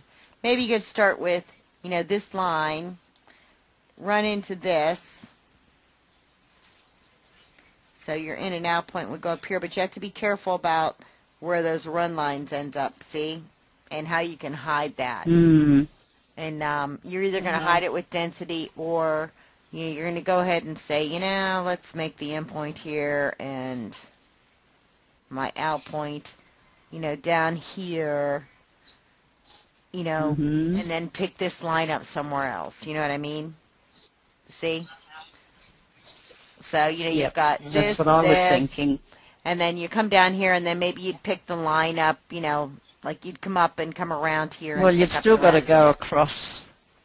Yeah, I'd go across from left to right, then come around, and then do the whole of the other one. Well, if you end right here, you could come in and do this. Yeah, or the other way. Yeah, whatever. Yeah, you could come in, if you end over there, right, that little jump underneath that brown section is going to be hidden anyway. I'm not going to see it. Right, so you could come in and you could do this, come in and come around. It's going to be a little bit of a puzzle. And, just make sure you catch that and then come back up here, see? Yeah. Well, I just went the opposite way, that was all. I'm a right to left worker. What can I say? I'm Chinese. Well, you're down under. You go backwards, right? Yes, that's right. Now, this is It makes sense, doesn't it? It does. Now, this is where, okay, if you come up to something like these petals in here, right, this is where, making a second line, okay, here's my line coming around here. This is where, because it's a small enough section, well, you're going to have your applique on top of it, but, just in case. So, like when Meg was talking about that second run line, in a small section like this, see where I end right here? This would be okay to go ahead and say, 2-ply, okay? And what happens is, oh, I didn't have that selected, hold on. On the 2-ply, that's a small enough section where, and it's immediately going back over itself, where that would definitely, see how those go back there? It starts and ends. So it might not be as heavy as this line, but, that's a good example of a good place to use it. As long as it's almost an immediate backtrack, you shouldn't have any problems with it going off a registration. It would be like if I did this whole flower and then said, oh, hey, go around it a second time. Even with a running stitch, I'd have a problem. Does that make sense? But if you're going to do applique, you've got sections like this where you don't have to worry about this section at all. You'll use this section here and come up, but you wouldn't have to worry about those missing petals because, you're going to go ahead and you're going to, at some point, put your applique cover stitch down, right? Mm-hmm. And you're not going to want to run that satin stitch. You could run that satin stitch all the way down. I'll do one just to show you what it looks like. But then you've got the same problem of backtracking and back looping and everything else, right? Does that make sense? See, I'd have to figure out, I'd have to go back up here, and then I've got the problem here.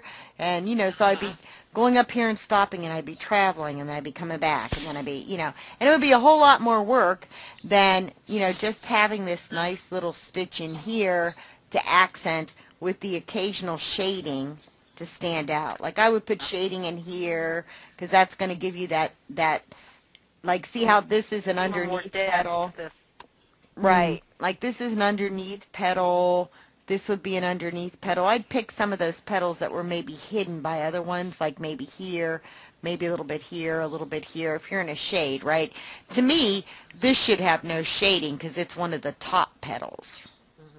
Okay? So, and the other thing you might want to look at when you do this little satin section, depending on what size you make the applique, because I have a feeling this one's pretty large. It must be like one of those jumbo size images. If we go one-on-one, there you go.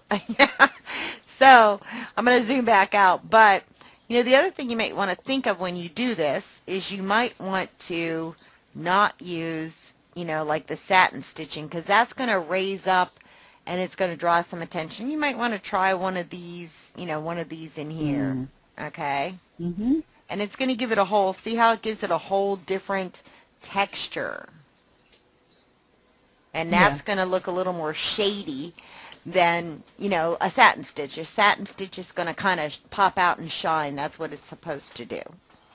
Yeah. So, all right, I'm going to send you this picture, and this is going to be part of your homework. Next week, we're going to cover a little more heirloom applique. We're going to do some, I'm going to show you how to set up for reverse applique, which is actually pretty much the same as regular applique, but I'll explain reverse applique, and then we'll do some other more heirloom type of applique, and some shadow, kind of how to set up for shadow work designs. So do you guys have any questions? What kind of fabric would you use, though? For? If you're putting see, this is why I never liked applique, because they ruin a perfectly good design, which is a pretty blue flower, by putting all this pattern material on there. Yeah, but see, if you don't want to put a whole bunch of stitches on here, You know, like applique, to me, applique is when you want to, you know, not have a design with a lot of density to it, you know, a lot of stitching, or, you know, you want to show off some fabric, basically. Now, if you use, you know, you have to follow kind of the basic rules of fabric. You know, if you're gonna, use like Dupioni silk, which to me would be beautiful in this, then, you know, you're gonna have to be careful how you cover that. Like a satin stitch, a regular heavy satin stitch might be a little bit too heavy. You know, and it would tear apart, you know, the silk a little bit and start the fraying process. You're also going to want to fray check that. Use organza. You know, you're going to have the same issue that it's going to fray, so you're going to have to be careful about how you do it. You could burn the edges, you know, but then you have to be careful not to burn your fabric, too, that it's attached to. In most cases, you're going to use a pretty good woven, but, you know, you could get creative if you wanted to. Remember, you're fusing something to the back of that applique fabric to keep it from shifting, right, when you stitch it down. So, oh, do you? Oh, I've never done that. Yeah, something like stitch witchery. Yeah, right? something like stitch witchery. Something that would give it a little body. Right, you want a little body. In place. Or no, I don't have any of that sort of stuff. If you want to keep it from fraying a little bit, because, you know, on this you're not going to be able to iron it in the hoop, right? You could use your fusible, you know, that fusible no-show mesh? You know, that real soft no-show mesh, and there's a fusible version. You could. Yeah, I bought some, and it turned out it was the wrong one, and what it did when you ironed it, it actually melted it. Oh, yeah, that's not good. I think it was yeah, it was weird, because it was fusible stuff, you know, and it didn't work that way. Yeah. Hot tool that you can use to, you know, it's like a little hot tool that has the little iron. Yeah, right, I've got one of those. Attachment to it. Yeah. So you could do that inside your hoop. Yeah, I've got one of those. Just as a machine person, I'm going to put a disclaimer in there, even though I don't work for a company anymore. I will state, under no circumstances should you do that on the bed of your machine. Oh, no. Yeah. As people do. So you know. No. Do that before you put it on your machine. Right. You know, but, you know, some people take a little shortcut, and, you know. I keep a wooden chopping board downstairs for those sorts of things. Yeah, and then, like you just... wooden, not a plastic one, a wooden one. Yeah, you just pop your hoop off and very carefully iron it in place. But, you know, if you wanted something like, you know, if you were doing silk dupioni, right, you could put a fusible tricot on it, because that's going to stop it from fraying, too, and give it some body. It'll also keep it from wrinkling to death when you wash it. Or you could put the fusible, you know, no-show mesh, because that stays forever, right? And then use a little sticky spray on the back of the applique to stick it to your fabric. Okay? But remember, we're using big chunks, like a big square piece that we've cut, because we're going to, you know, unless we're going to print our template and actually cut it to size, right? Which most of us are. Probably what I would do. Yeah. See, you'll learn a big chunk of fabric's really good. It's much less, you know, error-proof. Like if you cut, like in the case of this flower, you would have to be so precise in how you placed it. So you are so much better just cutting a piece of fabric a little bit bigger than the size of the fabric for machine applique. Because I can see having problems trying to trim the fabric where all those little red Duvalaki things are. Yeah. Well, especially the ones that come out of the petals up the top left-hand side. Yeah, but remember, you know, you're in charge of where those little red doohickeys go, or if they even exist. Okay? Oh, okay. In other words, poetic license. I don't have to do those. There you go. Right? But, you know, Gloria. Yeah, Poetic license. I was just getting ready to say something about, Yeah. You know, remember I said you can adjust, like, this baby right here? I can tell you what I would be adjusting. These would be much, much shorter. Or these ones especially, this one might not exist, but I would be sending them out away from the applique. And these two up here, I might even take them from the other side. Yeah, these two would be, or you could put these on last. It's up to you. After I mean, however you want to do this, it's up to you. But a bit difficult. Yeah, these to me add no charm to the design, to be blunt. That's why I said even this, I might, like Where would you put the stitch witchery on? I don't even like those green things. I'm sorry?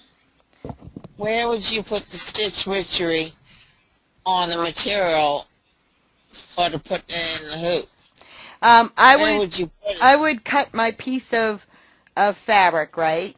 Because you're going to cut it in a square rectangle, a little bit bigger than your size, and then you're going to, cut a piece of stitch witchery about the size of the fabric you cut. Use a Teflon sheet and if you don't cut it exactly the same size, and you iron that stitch witchery is going to stick to stuff, so you always, it'll melt to your iron, it'll melt to, whatever. So you're going to want to use a Teflon sheet, and then press it onto that chunk of fabric. Okay. And then, so you've got that on the chunk of fabric, and then after you do your placement stitch, you would peel the paper backing off. And I'll give you guys a tip. Do not buy that clear stuff. Have you guys ever used the stitch witchery with the clear peel off? I don't even know what it is, stitch witchery. Yeah, don't use that. That was I used it once, and I would never use it again. It was a nightmare to peel off. But there is a really neat product out there that I believe is still out there it was originally from Hoop It All, that is made specifically for machine embroidery. You iron it on one side, and you peel the backing off, and it's adhesive on the other side, so you just stick it to your fabric. There's no ironing. And that's what I use a lot. What's the name of it? I'm going to have to hunt down the name if somebody wants to be by memory, because I know it's changed. It was originally from Hoop It All, and I can't remember the name of it. I've had it for a while. But it is just the best thing on the face of the earth for machine embroidery, because then I don't have to iron anything in my hoop. So, the less I have to, do anything like that involves my fabric inside the hoop where things may shift, the happier I am. But I'll hunt that down. Let me write a Post-it note and stick it to my computer, because I believe it's still sold. It's just under another name.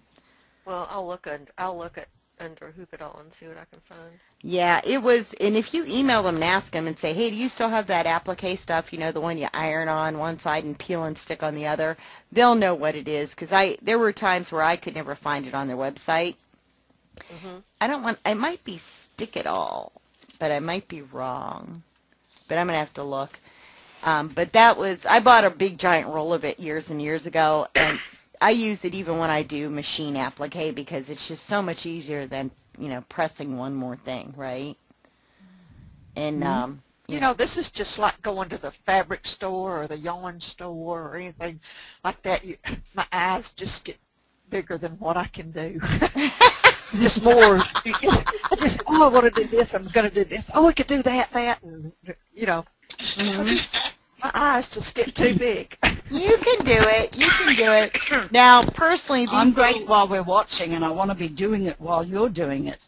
But sure. Once I turn the computer off, that's the end of me. I forget all about it. I forget what I was supposed to do last week. Now, these little leafy things, I would probably simplify them, because to me this would be a giant pain in the rear end to do. Just so you know, like the logic of, like just because it shows it does not mean you have to make it exact. Like, like this thing, would you really do it like that? Maybe I'd probably make it a motif or something, because who's going to want to make a whole bunch of these little things? Yeah, I mean, at that point, you'd come in here and you'd say, oh, you know what, let's do this. Either just make it a solid fill, or, this is a big, image, which, let me see if I can go in and change the motif on this. Standard fill, no. We want to make this a motif, right?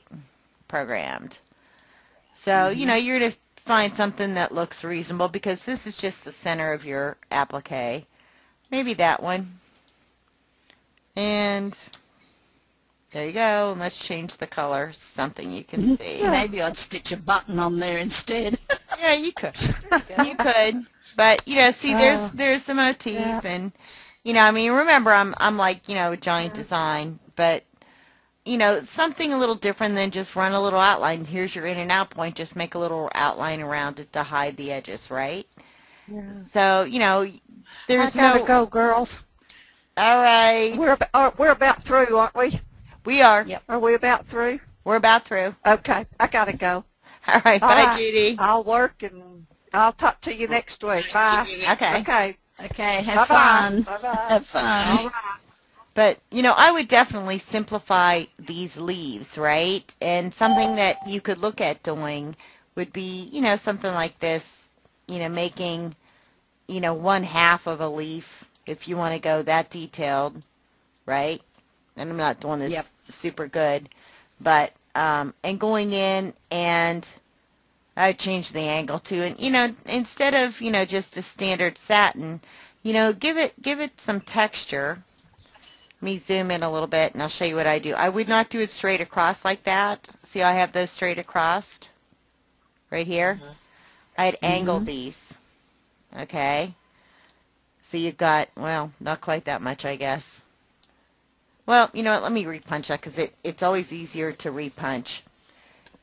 Okay, so I would do, you know, you start up here with your point, right? And then you would want to make angles like this. And the reason is it's going to determine, you know, how that stitches, right?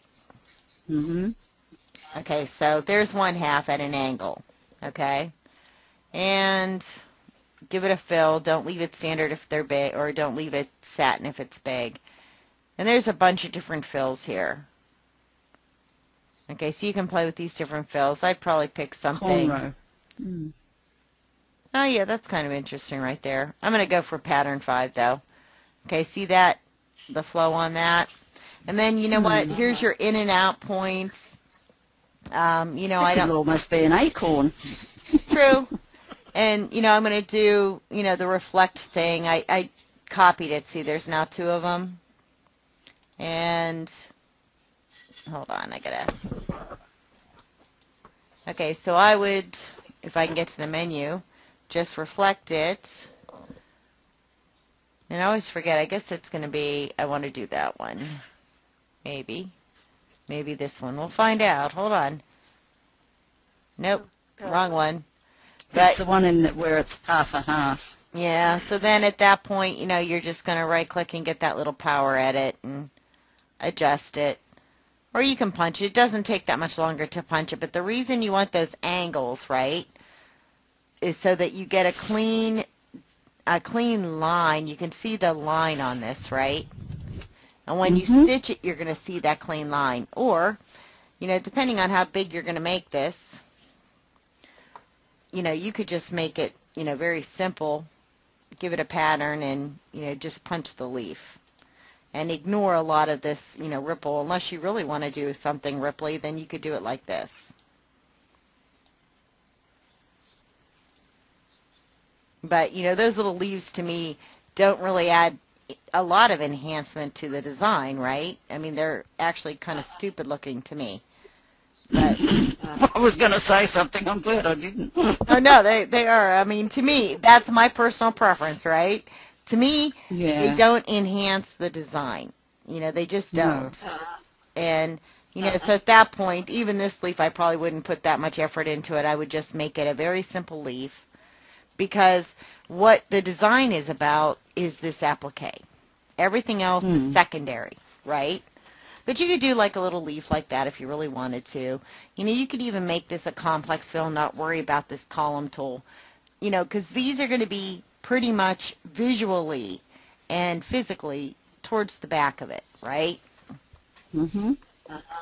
But, you know, you have free license. You don't have to put just because you have an image with stuff in it does not mean you have to add everything to it. You know, you kind of pick and choose what enhances it or doesn't. Personally, I don't think if these weren't here that you'd notice. You could just totally ignore those and do something like a tendril out of here. You know, like in green, right? I was thinking the same thing because, you know. Yeah, and you could do, you could make it as complicated or as simple as you wanted. That would make more sense than these little red things. The red things would make more sense if they were in here. Yeah. Right? Yeah, that's right. Yeah, absolutely. And, so you've got all kinds of, freedom to do whatever you want here. See, to me, this would make more sense. Something like that, right? Let me turn off these so you can see it. Where it's like a stamen of the flower rather than these things here. So, you have poetic license to do whatever you want with this. Just bear in mind it's really a big image and you'll probably have to resize it. But have fun with this and, come up with different ways to do this. This applique is going to be a little more challenging than the purse. The purse is pretty cut and dry. This one, do the purse first and practice. And then, come in and, pick a section of this. If you don't feel like doing the leaves right now and all that because it's overwhelming, no biggie. Remember, we can always move these around, right? You can come in and do the leaves and the green sections later and just move it up to the top. Now, would you resize this before I put all the stitches on it? Yeah. Because here's why. I like to zoom in and I like the images bigger, but this image is really large. See? See, there's my hoop, right? If I go to 1 to 1, that's how big that is. So, when you're going to want to take this and you want to go to backdrop select and, come over and resize it. And so you can resize it like that. And then, since my mouse keeps disappearing, I just have to have faith that it's there. Then you can move it into the hoop and then, resize it again, right? My mouse is, now my mouse comes back. Anyway, so, but even if you leave it at that size, you can always resize the design later. But, that's going to be, and the reason I would want to resize it because it's so drastically different is my stitching is going to look drastically different at that size. And I may make changes that I wouldn't normally make. Like those leaves, if you're going to do the leaves, they may actually look pretty good in, in satin stitching at this point, right? Yeah. And stuff, and that whole center thing is going to look a whole lot different, where I would be making changes to those stitch settings based on what I was seeing. Like, my steel stitch, remember how the original was so skinny? I might put that at 10 to make it look right, and which, of course, would be way too large. Yeah. Okay. And stuff, so. But the other thing that I'll cover real quick is when you're doing, like, that shading, you could, if you're very, very neat, you could forego the line here as long as you're neat and organized and make that edge, right? Yeah. You know how I had like that line running up? Don't rule out, staying on that line and, doing something like this. Just keep one side very even, and so that has a clean line. And you end like that, and then can go very easily from here into that triple running stitch. Because that's just going to give it detail, right? You still would want to not leave this as a satin stitch. This. Yeah, the triple running stitch is the bean stitch? That's the bean stitch. It's, okay. I guess, because it looks thicker or looks maybe like a little bean or something is how it got its name. And that's under where's that? Where do you find that again? That's going to be in your line settings, like right here. If I go to settings, right? Here's my 2-ply, here's my bean. Oh, okay. And there's my regular run. That's in the running stitch, isn't it? Yeah, the bean stitch is just a running stitch. It's just the name of a style of run. And you can do right-click and properties too to get to it. Right. There's actually, so that you guys know, there's really only 2 real types of stitches in embroidery. There's the satin or column stitch, and there's a running stitch. And, you know, here's like a regular complex fill. Well, I guess it's a program fill because that's what we told it, but let me get back to complex fill. Okay, standard fill, ready? All these are is running stitches set into a programmable pattern.